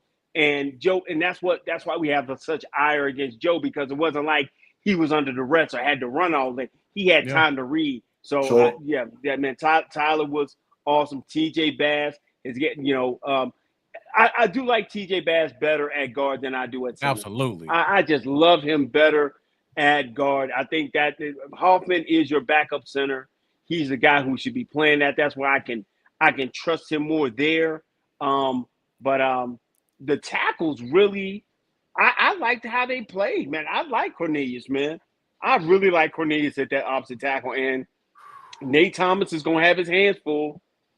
But I think we might have a guy there. That's what I had on him. Chris, one thing I can count on, man, because we've been friends for a while. We've been friends for years now. As soon as you said he got beat once, Chris, I knew you knew that one play that was going to be on my mind. Oh yeah. Tyler Booker got turned around. This was I want to say our first or second. No, this was the drive where it was the first drive. Happened. It was the first drive. Drive where the safety happened. Yep. Tyler Booker got turned around on the block too early, which ended up in it cost a run. So we can say that was the only rep that he lost in the game. Yeah. I think besides that it was a stalemate or a win. So you graded him A+. I graded him an A. Just because you got to be able to control your leverage a bit more, right, and not give up your shoulder like that. TJ Bass had one stretch play that I think like just made me kind of like rub my eyes like this, like come at on, center dog. or guard? Guard. Okay. Had the linebacker coming down. Was it Buchanan? It was his last name. But the linebacker came down. And TJ Bass was supposed to be his guy, ran straight down. And those are the things that you can't really let happen. Yeah. But besides that, TJ Bass had a decent game. Yeah. He did okay. Not enough for me to want to just throw my pen across the room. I'll do that sometime if a guy makes me particularly mad. TJ Bass ain't getting me to that point. But I do think, especially on that run, that was on the first drive as well. He got to get better at that. Got to be better at acknowledging his guy. I give a little bit of a curve because the Ravens just first string to third string, they're always gonna have a real solid. They keep a guy. They keep a God, guy. they keep So, a yeah. guy, dude. They keep a guy. Absolutely. The notes on Hassan Richards, that was the guy who I was looking to take the next step forward. And Mm-hmm. and Marcus, you hit it spot on. He has stepped back. He has Yep. regressed. And that's not good in a situation right now where you're kind of trying to find a spot because they've already got guys at the tackle positions who are better than you. So you've got to be able to fill that void at at that tackle spot, that backup tackle spot. Yeah, he And almost can't go back to guard. no, he can't. No, he can't. No, he can't go No. back to guard. He can't go back to guard because they want. I don't know why they did the experiment with TJ at center because I think they already felt that Hoffman was going to be the backup center and just trying to find them because I know Brock Hoffman is going to be solidified as your backup center and Absolutely. utility guard. But man, there is no place for Sam to go and with these tackles. Both of these No. guys, they got a tackle. They are on this team. There is no letting them walk the street for any reason whatsoever outside to maybe go get the donuts. Both of those guys are going to have to make your team. Both of them are really, really good at what they're doing. And their upside is so huge. Cornelius is really – his upside is really to the point where, you know, as many people have not liked our current right tackle, Cornelius has a chance, a really good chance of getting people what they want. Because a lot of people, Brandon, really want to kick people off the plank. And Let me guess, because he holds yeah. grudges, right? Hey, No, I'm not sure. listen, I told you that. no, I don't remember ever telling you that. No. This is no. Brandon's been trying to get Terrence up out of here for a minute. Like I had have to fight. publicly apologized to Terrence Steele. He did, but now that Terrence has kind of shown where okay, this is all he can be, and where Cornelius has such a large upside, it gives you to the point. Okay. Yeah. His upside is so much greater than how much money we owe Terrence. You know what I'm saying? What can we get for Terrence? That's where Brandon's at right now. Mm-hmm. And I'm right there with him That's right his now. fault. That's his fault. I ain't do a thing. Yeah, no, Dave, you didn't. I'm a bystander. I'm a civilian, sir. Yeah. I think that when it comes to Austin Richards, Johnny Cornelius and Nate Thomas kind of made things very difficult for him because just like your notes say, Nate Thomas is a very heady player. He's a technical player, right? And then Johnny Cornelius, he's their draft pick this year, so he has a sponsor in this room, and he just had a good game. Yeah, Austin Richards didn't have the best game this week, so I think that they were able to leapfrog him in this training camp. With their padded practices and also with their performances in these two preseason games. Yeah. So it makes things awkward for Austin Richards. That's probably about the way that you can go. I think that Austin Richards probably has the benefit that they don't, in that if you kind of want to do like the Lions thing and have like an offensive lineman like run a heavy set, where your offensive lineman is ineligible at tight end, that will be Austin Richards' job. Yeah, I think that that's something that neither one of those, Johnny Cornelius or Nate Thomas, could do right now. Right. Yeah. You know, early in training camp, one of the big media people did post that Nathan Thomas was playing left tackle after Guyton got hurt, and Richards was playing the jumbo tight end. The jumbo. I was shocked when I saw that, but watching the first two preseason games, I see why. So I'm right there with you. Right, but I think Nate Thomas has shown such promise and shown that he's gonna need help. We already understand that. We know that. Yeah. But I think he gives us the ability that he's making that next step in the progression that we saw from last year with him being hurt. Yeah. And now he's had that full off season. You know, he's had the ability to continue to work. He is he's definitely a keeper. Yeah. And you're gonna need him probably maybe the first 1 or 2 weeks of the season anyway. Absolutely. Awesome. I still got to see him against the athlete at end. The end from Verse. Yeah, gave him some fits. Oh yeah. But considering who that was, I thought he did a good job. Right. Verse is not one of those freak athlete type DNs. So I really want to see him against Thibodeau or Well, the Giants' defensive ends, all Yeah, three of yeah, them. yeah, yeah. Yes, Well, Lord. he gonna see Abdul Carter week 2. And this is one of those reasons why I hate Micah's not practicing, because these are the reps that Nathan Thomas really needs Absolutely. against a Micah, and not going Yes. against another rookie in Ezaraku or Fowler or whoever Yeah. else Or those second round Houston picks are. or Houston or whoever. Yeah, right. Yeah, he They're gonna needs to show. see real bullets fly. Yeah, he need to see that howitzer come out, Yeah. which is Michael Parsons. Absolutely. I saw a comment say, what about Hakeem Adeniji? What do y'all think about that? He looked better at right tackle than left tackle. He played right tackle week 1. He played left tackle week 2. He was solid at right tackle. Left tackle, I definitely saw him get beat a couple times. I just think he's a right tackle. And when Guyton comes back, they probably Right. all get pushed back, because I think Yep. Thomas is probably going to be a swing if Guyton is healthy. Yep. Once Guyton, and I'm spot on with that. Yeah, once Guyton not win, but once he gets healthy, yeah, everybody takes a step back, and Thomas is your guy, and you're gonna try to hide Cornelius somewhere, Yeah. because I think somebody's going. You hurt, right? You hurt, because that's definitely he might be that guy that says ouch, Chris. Yeah. He gonna have to say ouch, because you are not gonna just leave him out there willy nilly. Yeah, you can't keep 5 tackles. No, you can't keep 5 tackles. That's not impossible. No, sir, not at all.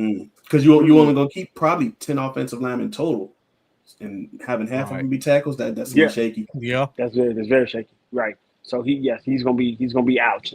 Yeah, but it is what it is. Well, speaking of that, before we move to wide receivers, Shotty brought up there may be some surprise cuts. From the way you guys are talking, it sounds like Richards may be one of those surprise guys you're thinking about. But I don't think it's going to be a surprise. I think it's to the point that they just continue to bring in more talent, and he didn't step his game up. So it might be a surprise because of his name, right? But when you see the fan base like him, but because we continue to bring more people in that room, I always go to Brandonisms. They were to the point the room was kind of tight. Folks' shoulders rubbing, man. Touching, they rubbing, and it got some agitation. They got him up out of here. So I think that's what happened with him. Okay. All right, let's go to wide receivers. I'm sorry. Go ahead, Brandon. Last word. No. I just said Brandonisms is a good one. Okay. All right, guys. Before you keep the show going, we're at an hour and 23 minutes. We probably got about 20 minutes left if you guys can hang with us. Got you, man. Great show, great dialogue. You guys are getting a lot of great facts. I hope you guys are going to find their podcast on YouTube during the show, and at the end of the show, we'll let them give you their content, and you can go find them there. Remember, this is a show fueled by Fifth Coordination. You guys were bringing it all show.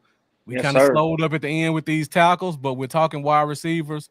We're going to talk a little bit of 53-man roster to close this thing out. Okay. The views are still going up, so all you guys that are watching, feel free to get back in those comments. No doubt. All right, let's go last position, wide receiver. I'm not even going to talk about tight ends because they were pretty much non-existent in this game. Yeah. I think all the tight ends combined only had 30 snaps, all 4 of them. So they really were not in the game much.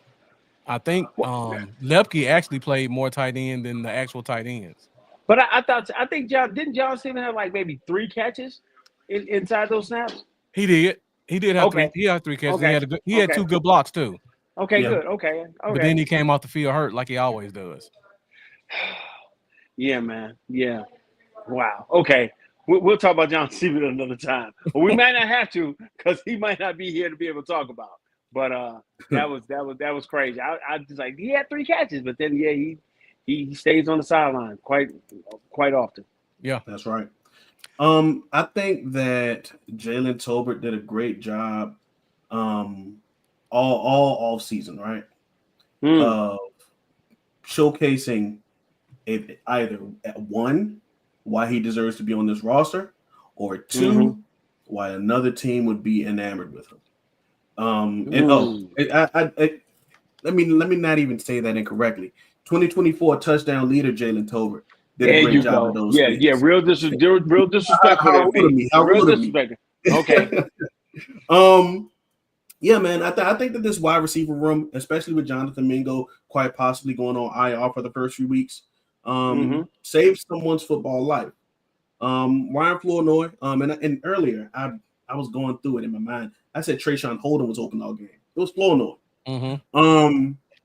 Ryan Flournoy probably has a spot on this roster now because Jonathan Mingo, made things a little bit easier. Injury can be the great equalizer for some people. Injury can be the angel on your shoulder for some guys to make a team, and I think that's what happened because Jonathan Mingo was having a decent game. He caught that, what was it, a 49-yard bomb? But that was the play where he got hurt. He just so happened to his adrenaline dropped down the very next play, and he said, "Ouch." But the thing with Mingo and Marcus really put me on to this because I was the biggest Jonathan Mingo makes this team guy. I went back and really watched Mingo, and Mingo shows he is okay. I'm gonna use this one. You remember how crazy we love Laquan Treadwell? Remember when Laquan Treadwell was at Ole Miss, right? Yeah, Brandon, and we was like, he's a Dez clone. That's what everybody, man. Laquan Treadwell is a Dez clone, right? And he got to the league, and he didn't show you anything, right? Yeah. Jonathan Mingo, okay? Jonathan Mingo is running in that same kind of mode where he can show you one thing he can do. He can give me the deep route, but I need him to be able to do more than just run nines. Yeah. I need him to be able to give me some sevens, give me some overs, give me something outside of that. He cannot give me anything outside of that. So him getting hurt, helps his football life. Because I think if you give Flournoy those same type of reps, I think he helps you escort your 4th-round draft pick out the door. That's possible. I don't think that Mingo's out the door yet. Because A, he's on IR. Yeah. And B, in his practices, he did look good. When Mingo was healthy in the practices, he looked good, especially with Dak throwing him the ball. Chris, you said this in the, prior to camp. Oh yeah. Jonathan Mingo never got a camp, like a single practice with Dak Prescott. So there's some grace there. So I don't think that this Cowboy career is close to over yet. But I think he's limited what he can do when he is with Rain. That's my problem. See what I'm saying? Like I think that the other guys, especially the guy they're hiding, and I think they're just gonna try to hide him. Yeah. He doesn't give them as much upside as Holden gives him or Flournoy. That's my issue. I think he's getting these reps because he is that 4th-round draft pick. They gave so much up for him. But I think Flournoy having a whole offseason, he is showing you he has all the things Mingo has and a little bit more. Yeah. Flournoy should have 3 touchdowns if Nielsen throwing some good passes. Yes, sir. Yes, sir. That's 3 of them. There you go. Easy. I do think that with wide receiver, you benefit the most of that position. Wide receiver is the one position group where if you have a guy that you really like at the bottom of the roster, you can feel a bit of comfort in saying, okay, I can release him for that one day, and then the next day I can get him to the practice squad. Because, let me explain why. Okay, let me explain why. Go ahead. Yeah. The Cowboys like Trayshawn Holden, right? Yeah, it's obvious. We absolutely, and we have the benefit of watching his film. The coaches even more so. How many teams do you think have that player that they like? Yeah, their equivalent to Trayshawn Holden. So I don't think that any one team is clamoring for him when they have their own version of that. Let me give you an example. Okay, you're right. This is the argument I make every year this time of year. But you're right. Keep cooking. Keep cooking. So the Cincinnati Bengals just had their preseason game on Monday. A player named Michael Tinsley in 70 seconds had 2 touchdowns. He wasn't even drafted by them, but he is probably wide receiver 6 on the depth chart. You don't think that they feel the same way about Michael Tinsley that we do about Trayshawn Holden? Go ahead. And I could do this about any other team. The Eagles just traded for John Mechie, who they got a gang of receivers on their roster. John Mechie is coming in probably being the 5th receiver on their roster. Out the gate. Yep, out the gate. Yeah. He's already on the team. Yep. Who's that 6'7" receiver they got? That's probably Johnny Wilson. Yeah, That's Johnny probably Wilson from Florida State. Yeah, from Florida State. And they like him. They like him. So let's use Johnny Wilson as an example. You don't think that the Eagles feel the same way about Johnny Wilson that we do about Trayshawn Holden? Every team has their pet cat at receiver, especially. So I think that if you feel a certain sort of way about a guy, if you make you feel all tingly inside, make you get the giggles, let him go. See if he come back to you. Okay. All right. I've been making that same argument about Deuce for 3 years. Yeah, absolutely. Yeah. I mean, well, Deuce, let's kind of be realistic here about Deuce. But I agree. I agree. Jokes aside, I agree. Yeah, I gotta have a bit, No, but what I was saying was we'll talk about 53-man roster, but I don't think the fans understand when guys get cut. They don't immediately go to the practice squad. You gotta wait. If a team picks them up off waivers, they're on the 53-man roster and they got to boot somebody. Right. So just like your point, Brandon, if they've had 90 guys in camp, they're not gonna pick up some fourth string 5'8" running back. That's right. Right. Over somewhere. A guy that's been in their locker room all training camp and just give this guy a roster spot. Yep. That's true. I have a perfect example of this. Go ahead. Malik Davis. Yeah. Malik Davis has been released time and time again. Time again. That's right. In 3 years, he's been released time and time again. Yeah. And what I tell people about Deuce in particular, if he clears, when he clears waivers. When he clears. Yeah, not if. Right. When he clears waivers, he'll be back. If he has to choose a practice squad, is he going to go to Denver? Or is he going to stay at home where he can stay in his parents' basement and get mom's home cooking? Hey, man. Hey, here's the thing, though. Okay. I don't know if I can stay in the city where a grown man picked me up in a live practice. Oh, gosh. See, man. Hey, man. It happens when you see. But the problem for us was, definitely for me, is that when he did that with no pads on. The moment that we were going to put pads, he was no longer on the field. That was the problem for me. And it gave B just so much ammo. Like, man, this dude just got picked up like an infant, like Simba in the Lion King. Right. He got up, and then he turned around. And he don't show up. That's what bothers me more about anything that Deuce did. But going back to what you said about this wide receiver room, you already kind of got your top 4 guys, your top 3 guys out the way already. Yeah. And those fourth and fifth guys, Mingo being injured, that helped for. I want to say that helped with Flournoy. And then, like we said, going to that 53 room, I just think him being hurt helped, and it's going to be able to put somebody on the on this practice squad that you might not have to protect as many people as you think. Right. Because I think even though they're not playing Holden, I think you can put Holden out there, and you'll be able to get him back. Right. As much as we love him.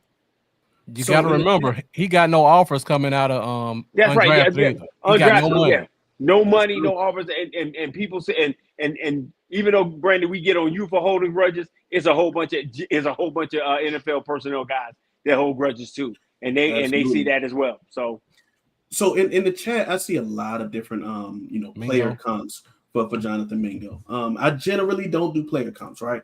I try to let the guy be the guy. But you see, like, can Mingo be our DK Metcalf clone, or can he be our Keyshawn Johnson? I think that Mingo's best abilities are showcased after he gets the ball in his hands. So if you can get him the ball in space, the 49ers did this with Deebo Samuel a lot. You got a lot of teams that do this with their guys, but they just get them the ball and let them work. I think that that's where Mingo would be, suited best, because he's a big dude. Mingo's a big dude, and his stiff arm is actually very, very punishing. But the problem I have with Mingo, and listen, I have been a huge Mingo guy, is that he's not a great route runner. Yeah, he doesn't give you the ability. Excuse me.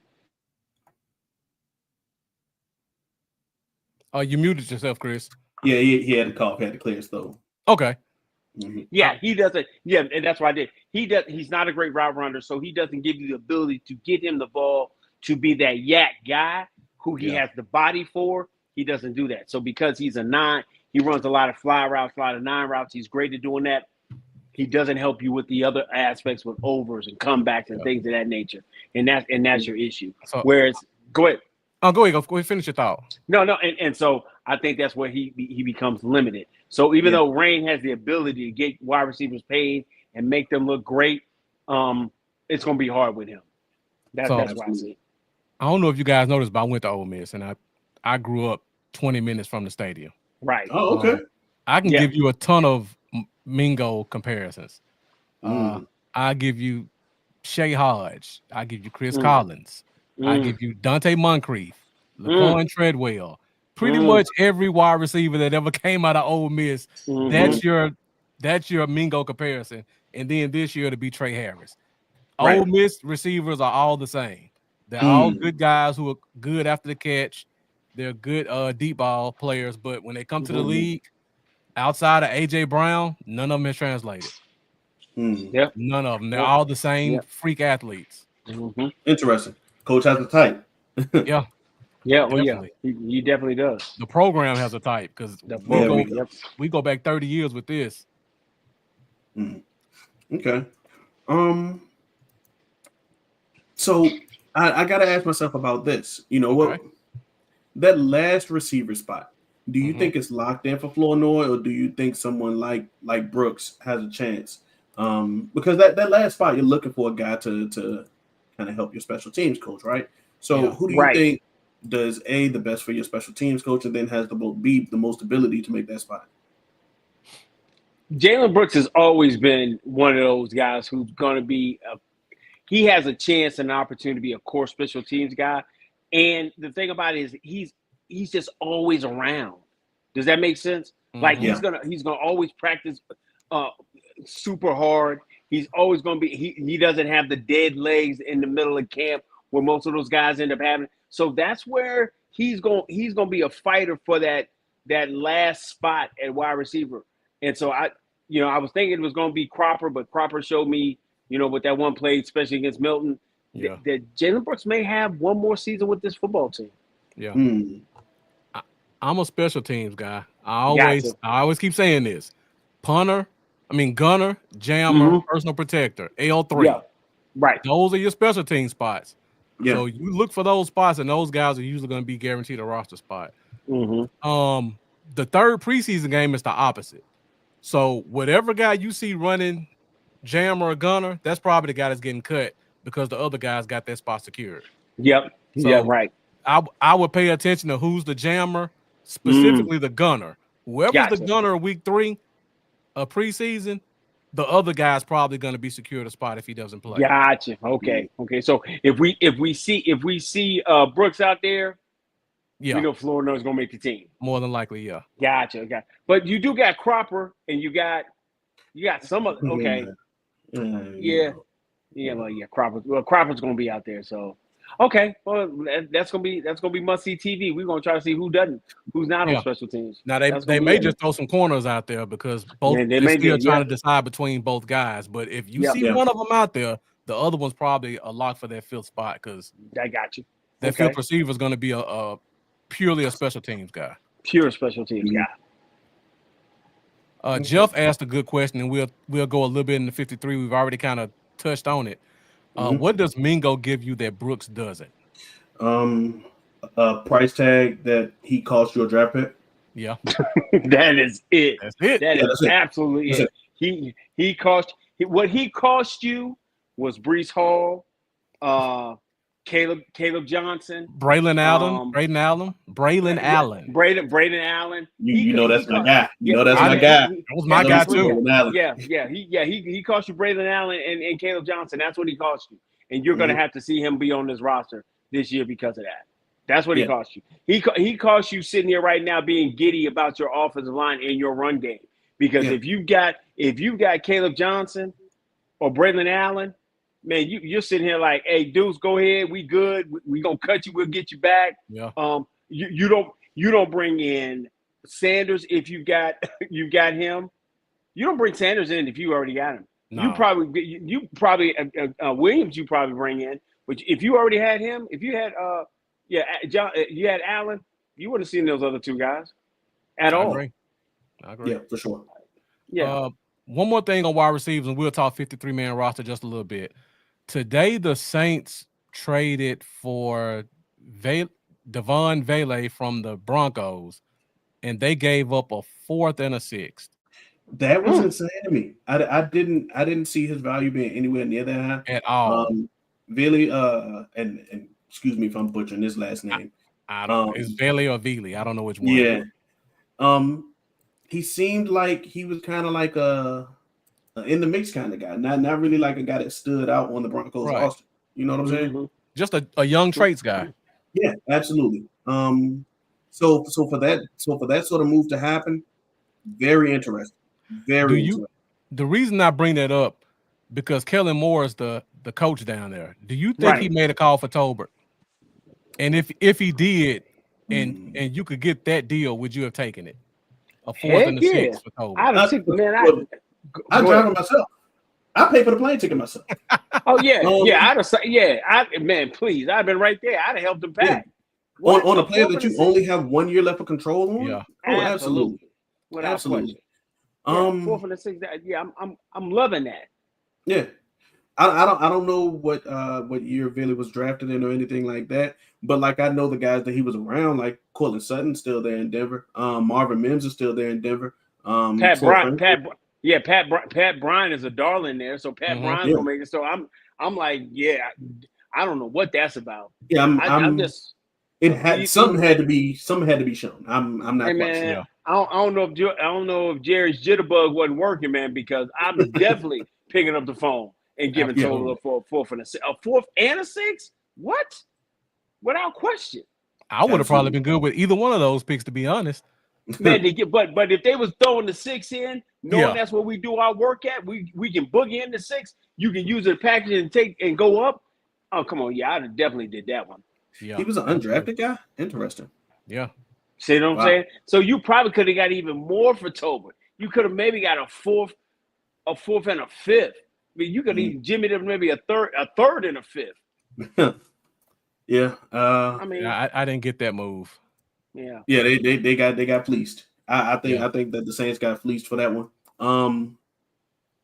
But then things happened where the Jets traded for 2 defensive tackles. Area blue plus, so that kind of upset me. One of which I did actually like in Minnesota. Harrison Smith? Yes. With Minnesota drafting Harrison Bryant, I'm sorry. Yeah, Harrison Bryant. Harrison, hey, look, man, they're both Harrisons. I get it. Yeah. But with Taki Taimani, the guy that they drafted last year, being good against the run and improving against the pass, I think that Harrison Bryant's time was kind of numbered there as a significant snap guy anyway. I'm not liking the fact that the Cowboys are kind of looking to see if one of those guys off the Ravens becomes available. They're kind of like crossing their fingers with that and just not just going to making a move and go and get one of those guys. Go get one of those guys and be able to solidify. Even though he may be a young guy that has traits, you can get him here and ease him into this rotation because you got 15 snaps that you need from another guy right now to be able to protect some guys, especially when you're trying to get into that extra, to the postseason when it gets cold. I'm going to need one of those guys to help me get to when we start playing games when it gets cold.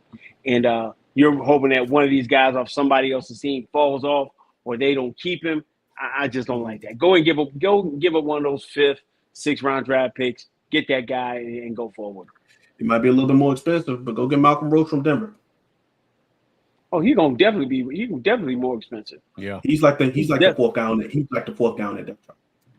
He's surprisingly low down that depth chart. You don't like him, go get Contavious Street from Atlanta. If you don't like him, go get Greg Gaines from Tampa. Okay, baby. There are options out here at One Tech.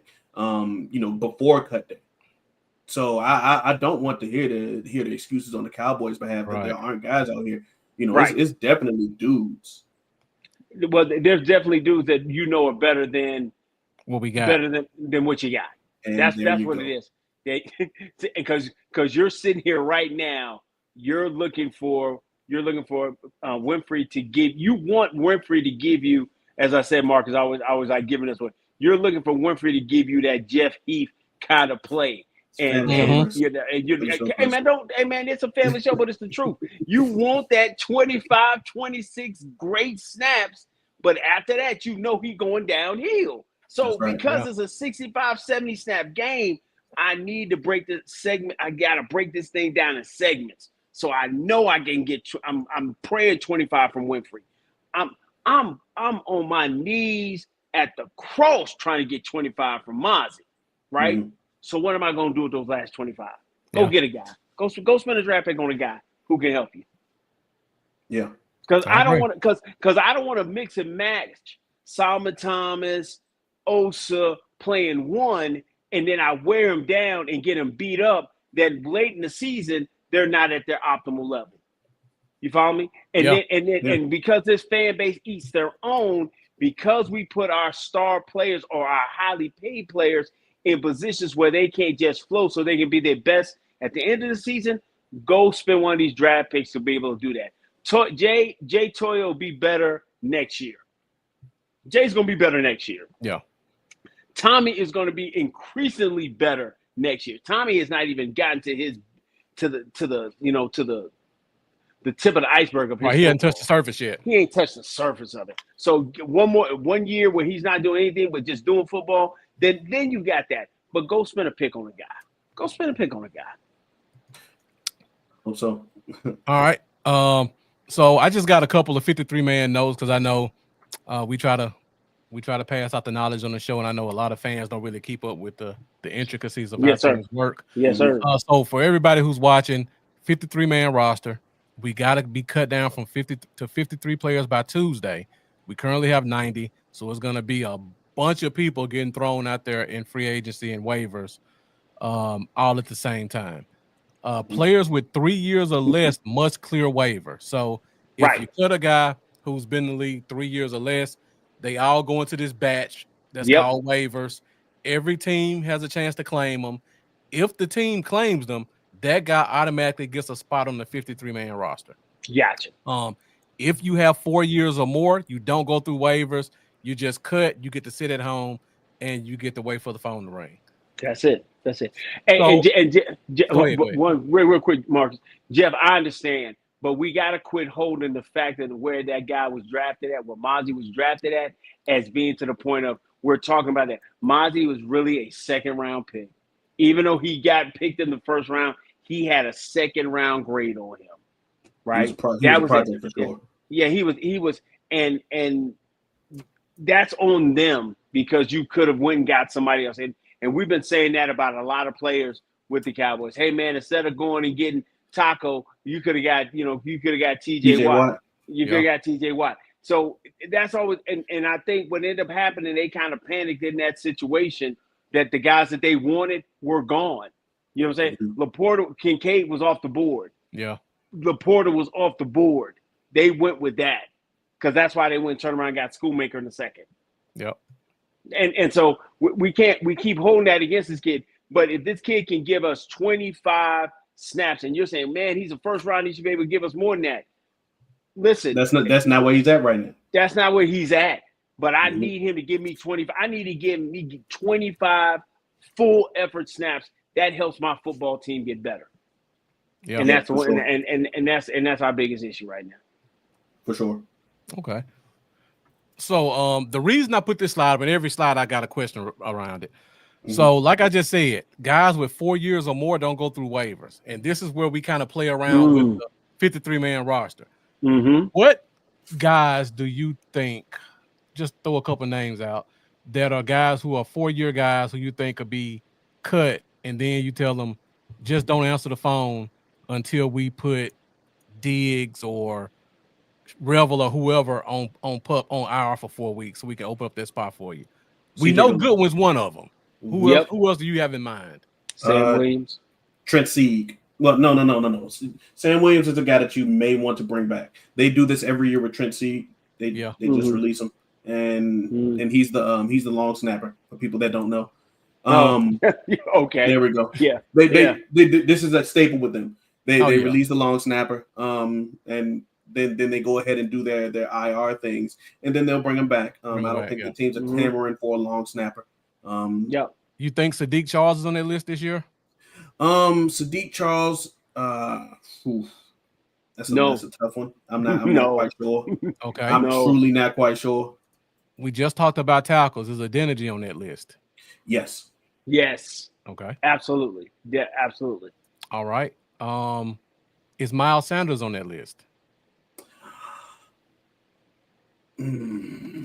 That's the one I was thinking about. Yeah, that's a tough one, man. That's a tough one. He could, but man, that right there's a tough one. Because you know what? I mean, you tell them don't answer the phone for 24 hours. You coming right back. True. But you know what though? I'm gonna be honest with you. I know we've been doing this guy dirty. But man, I'll bring Malik. I'll bring Davis back before I bring Sanders back. I wouldn't. I would, man. I would. I mean, I know, dude. If I need a guy who I know who's gonna run hard because he got to pay the light bill. Davis gonna run hard because he need the light bill. But that's because he actually got to pay the light bill. Like Malik got an apartment near the Star that he's had for the past 4 years. That's what. But right. He's got a permanent spot on the practice squad. Yeah, he's not going anywhere. Right. Yeah. He's looking forward to it. Yeah, he looking for that check. So he got a little spot that he rented out at Oxnard too. Yeah, he followed the team out there. Yeah. Dude, I'm not bringing Miles back at all, man. When Miles had the opportunity to show me he really wanted that job, he didn't show it to me. If he was like, I'm looking forward to go play against my old team because they but they wrote me off and I wrote back whatever. I didn't see that from Miles on in the last game, and I needed to see that from him. So I think that if including Lipke, you're going to keep four guys in that running back slash H-back room, right? Yeah. Miles Sanders better hope that Hunter Lipke messes up a lot. Where? But where's Hunter gonna mess up at? Honestly, where? Your guess is as good as mine. Because right now, I don't think that. I think that Phil Maffa has shown you enough to where you're intrigued enough to keep him around. Absolutely. I think that Jadon Blue has enough hype around him in the coaching staff that they would keep him around. Javonte Williams has been bubble wrapped, so that kind of explains itself. Got you. Miles Sanders wouldn't be overtaking any of them. He would be looking at the guy at the bottom of the food chain, which due to the nature of the role would be Hunter Lipke, right? Yeah. I mean, he better hope Hunter Lipke get caught with a couple of them things in the back of his trunk or something like that.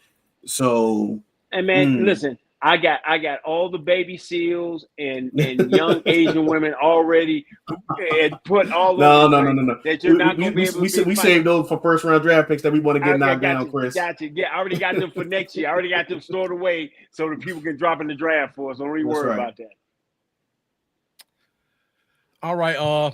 Before I go to this next slide, so we talked about Miles Sanders. You're giving his outright walking papers. Is there any chance you think he would go to the practice squad and then be called up from the practice squad for the first 2 weeks, give him another shot, and then see if he can earn a spot again?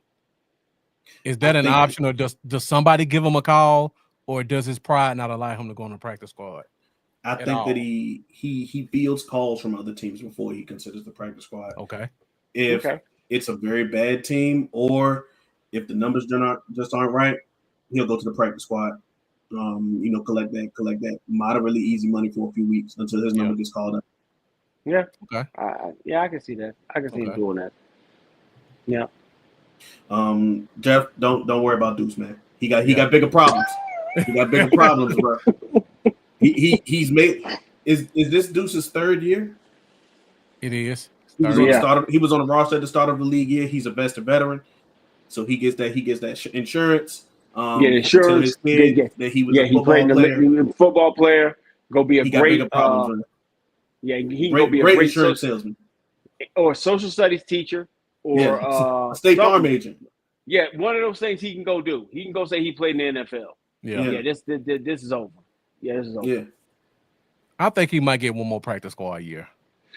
Listen, man, I got him tuning up with Luther Vandross, man. It's over now. He tuned up with Luther. He tuned up the thing, you know. All right, rest in power, Luther. He Yeah. over there. He got his shiny suit on, and yeah, they warming the band up. It's over now. It's I got definitely you. over for him. I Yeah. got you. All right. So talking about the injured player spots. Players who go on the PUP/IR must be on the 53-man roster before you can move them to the IR list. Okay. This year they just added that you can take 2 players and they don't have to be on the 53. You can just go straight to the IR and you can slide them in and bring them back in 4 weeks or whatever. Okay. And again, just talking about the waivers, if a player is cut and claimed by a team, they are added to the 53-man roster. Right. So I want to give you guys a couple of names of potential IR guys. You tell me, are they on the 53? Are they the 2 exemptions? Or do they sit on the roster and then go on IR? Okay, so you only get 2 spots that can pass by without going on the roster. Who are those 2 guys? Jesus. One of them is going to be one of the cornerbacks, specifically because you want to go into this season with as many healthy bodies in that cornerback room as possible, and you got 3 guys listed right here in that same room. So one of those guys, I don't believe that Diggs might not go on IR at all, depending on how ahead of schedule he is. I'm not quite sure yet, but I would assume that Siobhan Ravel would be one of them. Now for the he's second one of the exemptions, or he's one of the he's guys? one of the exemptions. Okay, he's going to be one of those guys that gets to jump the line, and gotcha.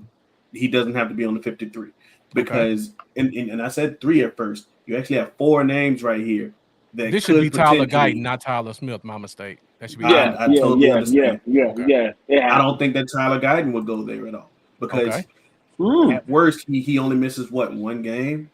That's what they say. So yeah, that's what you they know say. about the That's Cowboys with their estimates. That's true. That's true. The second one that would get to jump the line just because of how many guys you want to get in the linebacker room, I would go ahead and do DeMarvin and Overshow. So that I can keep as many healthy bodies in the linebacker room and not have to send a guy onto the street and hope that he lasts 24 hours. Okay. Yeah. Overshow was already going to be my exempt guy to go straight there. He was already my guy to go, and it was going to be Guyton for me as well. Okay. Yeah, Guyton was going to be my guy exempt as well. Just go straight there because I need to keep both those tackles. I need to keep Cornelius. I need to keep Nate Thomas. I got to be able to protect them and keep them. And then Diggs is going to be, Diggs and Ravel. Here's the one we've kind of thrown to the wayside.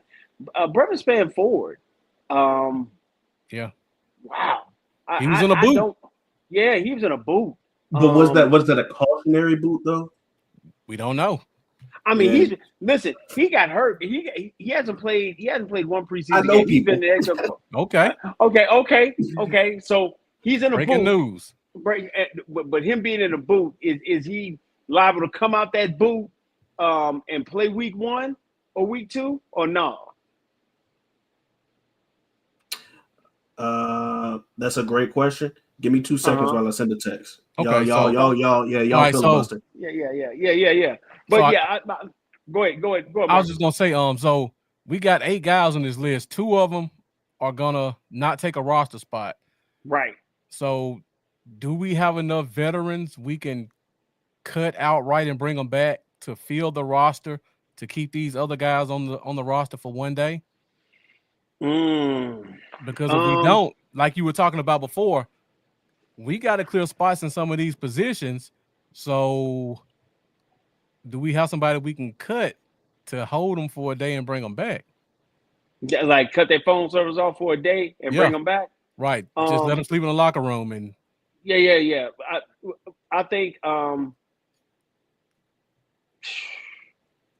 See, I can see Butler's gonna go on IR anyway because I don't think he's ready to come.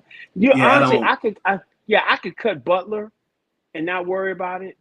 because I know he's not gonna pass nobody's physical and come back. Absolutely. Um, Now yeah, you yeah, think, Okay. yeah, hey, yeah, yeah, Chris, yeah. that's Hey, man, hey, bro, mm. I'm just not a pretty face, man. You know, I can cut Butler. I know he's not. I can bring him back.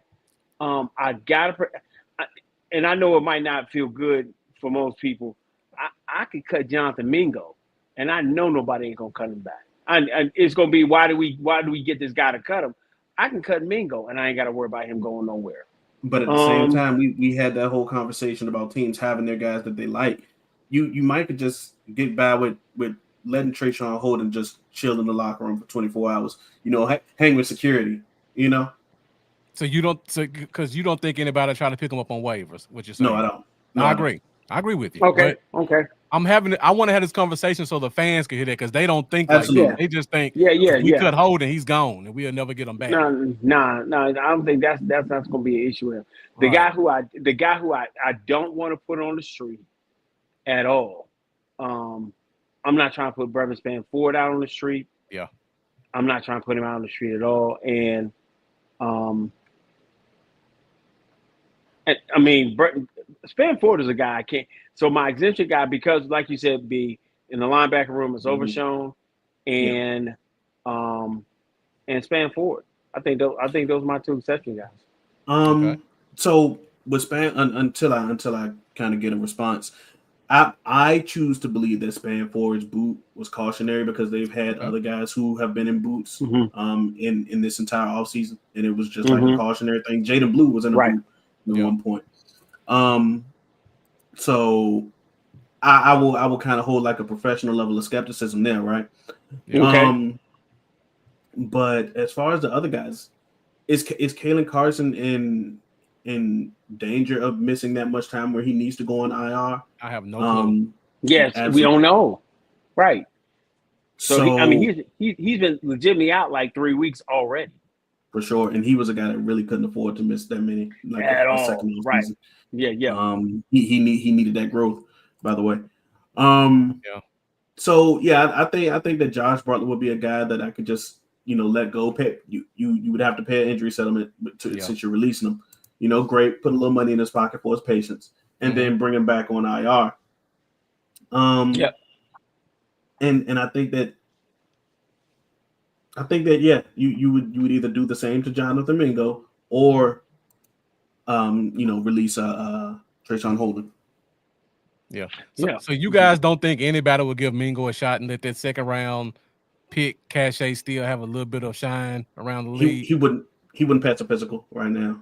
Right. Not with that PCL injury. Yeah. You won't pass the physical, so that's the only issue with him. Yeah, because he's not 4 years, so he would have to be waived. That's true. He got to be waived. He ain't gonna pass my physical, so you can let him go. You ain't got to really worry about him not being able to come back. You be able to get him back. Yeah, that's right. That's a good point. Yeah. That's a good point.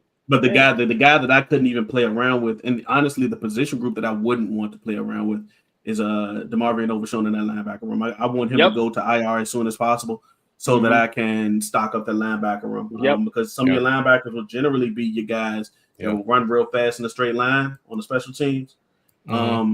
So yeah, I want to kind of just circumvent that process, build up that linebacker room when it comes down to cut day. Yeah, I agree. Oh, we talked about veterans. You think Damone Clark could be a guy you can cut and make and bring him back in a day, or you think somebody might be looking at him? I think Damone Clark might just flat out make this roster with the way that he's been playing. Yeah, I think the way he's been playing. I don't think. Well, I'm just saying, like if you want to try to open a spot up for a day until you clear all these injured guys, I wouldn't risk it. Okay, I wouldn't risk it. This is his 4th year. I wouldn't risk it. Okay. He was drafted in 21, so I wouldn't play that game. Okay, let's see. Louisville, Murray, Sanborn. James probably has a spot. James, yes, he's a rookie. They enjoy their rookies. Buddy Johnson has been there for a while. I don't know if his time has ran out or not. I believe that Buddy Johnson's time has ran out. Okay. You think because of the resurgence of Damone Clark? Yeah. I think that Shamar James is going to make the team anyway because they generally give their rookie their first year. Yeah, Right, Shamar right, James will right. replace Buddy Yeah, Johnson, special yeah, teams but yeah, linebacker. for Buddy Yeah. Jones, yeah. Okay. So it makes things very uncomfortable for him. I mean, and that's the game is the game at that point. Yeah. Yeah. I have no Okay. question that Buddy Johnson to come back on the practice squad either. Absolutely, yeah, Mhm. no question. Yeah, Damone, yeah. Damone's gonna be tough. Damone's got me doing the Robert Downey Jr. rubbing my face, thinking, Yeah. I might, but or will he feel disrespected? Or Yeah. see, that's the That's the problem that you're question. running. Yeah. That's the question. I'm gonna get disrespected. I'm getting cut for this guy, but he got to kind of Sure. understand the business. You know what I'm saying? He got to kind of understand the business. We're trying to protect for this, but you're a valuable part to what we're doing. So he might have to get his ego out the way Yeah. and just don't answer his phone for a day. Because I think he could be one of those guys that you want to cut and bring back so you can protect a couple of guys. Yeah. Sure. So that's what I definitely want. Okay. I mean, depending on if you're interested in keeping two quarterbacks or three, I think that Will Greer could definitely be a guy like that. That's a good point. Yeah, Will Greer is definitely a guy you'll be able to get back. Okay. Yeah, you're gonna be able to get Will Greer back. Okay. Personally, you know they can keep that third emergency quarterback. I don't remember how that impacts your 53. But he might just be like a practice squad guy anyway. It impacts your 53. It doesn't impact your game day roster. Right. Okay. Right. Will Greer might be that guy that you just elevate every like Thursday or something like that from the practice squad. Yeah. He can be. You can do that for 3 weeks, and then you have to put him on the roster. So he could be that guy. Mm-hmm. Yeah, he could. Because he doesn't have anybody knocking his door down. So yeah. Absolutely. No. Okay. No. So between Goodwin, Sieg, Greer, who else do we say as a guy we can do that with? Holden. Well, I'm talking about like the veteran guys. Oh, veteran guy. Yeah. Okay. Gotcha. Yeah. So we named those 3. It was we named those 3. Was it Denergy, maybe? Denergy. Yeah, no, did we want to put the Denergy out there or no? I would have said it more so with Sadiq Charles rather than Denergy. Yes, Sadiq Charles. Yeah. Okay. Sadiq Charles. Okay, so between those 5 guys and then the 2 guys you can get the IR exemption from, I think we could probably squeeze whatever we want to squeeze on the roster if we need to. But I agree. Absolutely. I think Holden gets cut, and I think he comes back. Comes back. Yep. Yeah. They deactivate his kickoff for like 12 hours, and then just tell you, haha, JK. Yep. That's exactly what happens. That definitely happens. Last question before we go. We're 2 hours and 8 minutes. My man. Is there anybody on another team, just any random name that you would think may get cut and you would consider picking up off waivers? I know you guys mentioned the defensive tackles from Baltimore. Watching those. So is that kind of like the top of your list in terms of just random guy, or is there another position that you will watch another team? I would definitely wait for some of these running backs. Like Breece Hall is one of those guys that's probably going to see, his stock fall with the teams that he's with. Brian Robinson is another one of those guys. And running backs are one of those positions where everybody has some guys that are going to get out of here. So I would keep an eye for running back. I would keep an eye for D tackles. The 3 guys that I mentioned earlier, I'm not necessarily sure that I see any of them getting cut. But you could definitely keep a close eye on those names and some others. Yeah. In the meantime, I want to see if a DB falls off for somebody. I definitely want to see if I can. Just depend on how. I don't want it to be a super duper young guy, but I do kind of want a guy that's got some snaps. Does that make sense? Yeah. I can give you a name, but I get what you're saying. Yeah. He doesn't have to be real old, but I need him to have. He's kind of like in that arc where he's good. He's serviceable. How's that? He's serviceable, right? He's not elite and he's not bad, but he's just serviceable. I need that guy because I need a guy for 4 weeks. I need a guy who's trying to make a little name for himself, make a little change, and terrible for 4 weeks, you know. But I sure. don't need it to be. I don't need it to be. I just don't want it to be Booth. That's my problem. That's my whole. I don't need to be Andrew Booth because I already got that guy. Yeah. You know, I need a better journeyman than Andrew Booth. How's that? So if I was looking at guys who could be let go, I would look at like Miami drafted Jordan Phillips this year. I would look and see like what they're gonna do with like Benito Jones. Okay, that's a good name. Yeah, and I think that he kind of fits what you need, you know, size wise. Ole Miss guy. So that man, yeah, you probably know all about him. Oh yeah. So yeah, I would definitely think I would definitely keep an eye on that. What is the guy who's behind Javon Dexter in Chicago?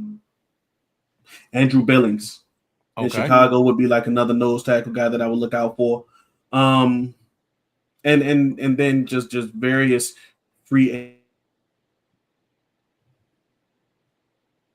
Is that me or Brandon? I think that'd be B. He might come back in a second. I think he can come back second. Is this thing on? There we go. Yeah. There we go. Okay. So I'm not sure if y'all heard me. I'll go and repeat myself. Any various free agent cornerbacks that we haven't checked out yet. Yep. Coach Webb says Steelers won't cut him, but DB Brandon Eccles. I don't know. I'm not familiar with that name, but I'll be sure to look him up after the show. Okay, definitely look him up.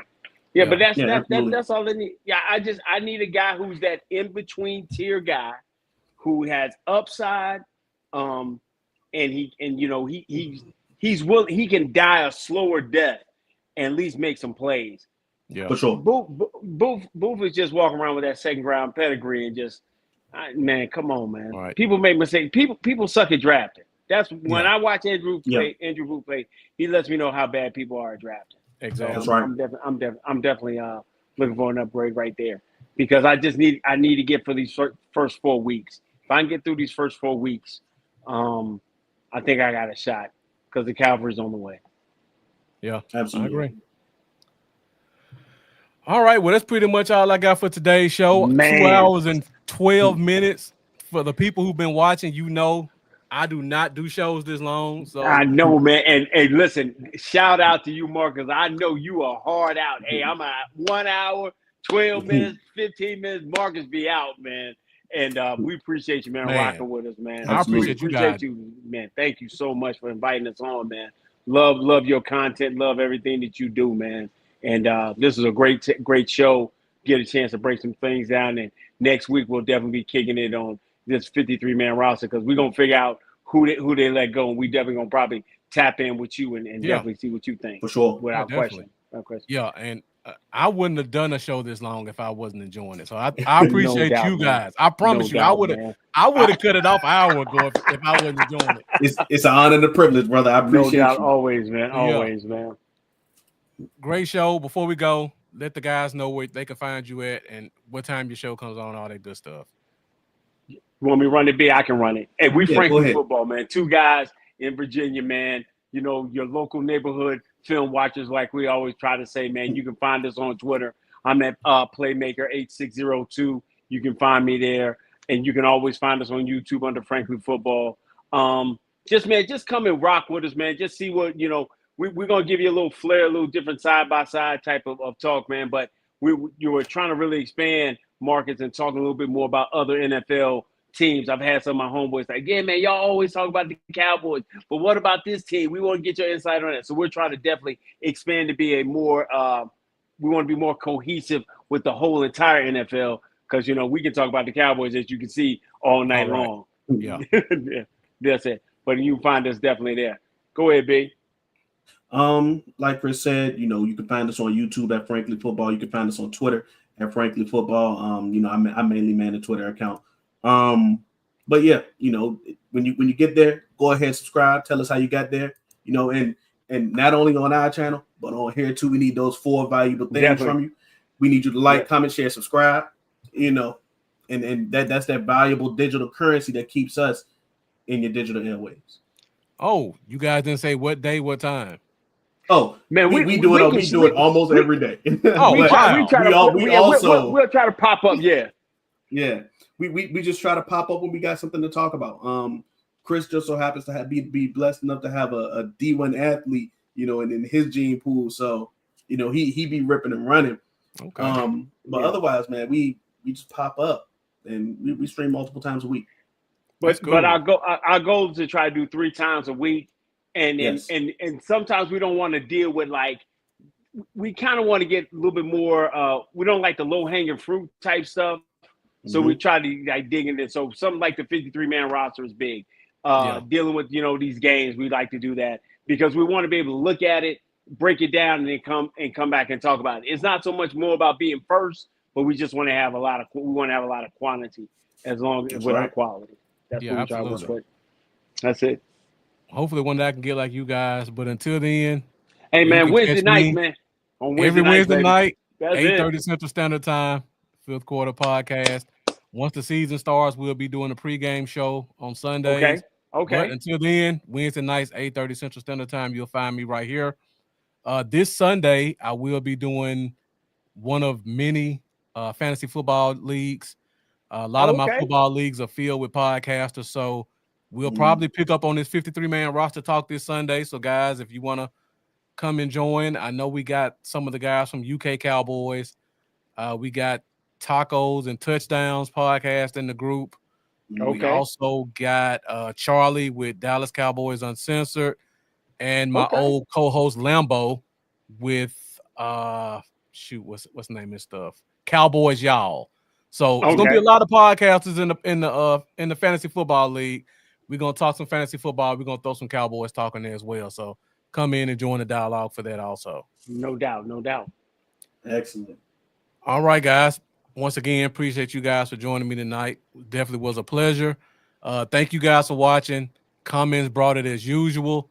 I will see you guys this Sunday. And as always, let's go Cowboys. Let's go Cowboys. You guys have a good week. I'll see you on Sunday.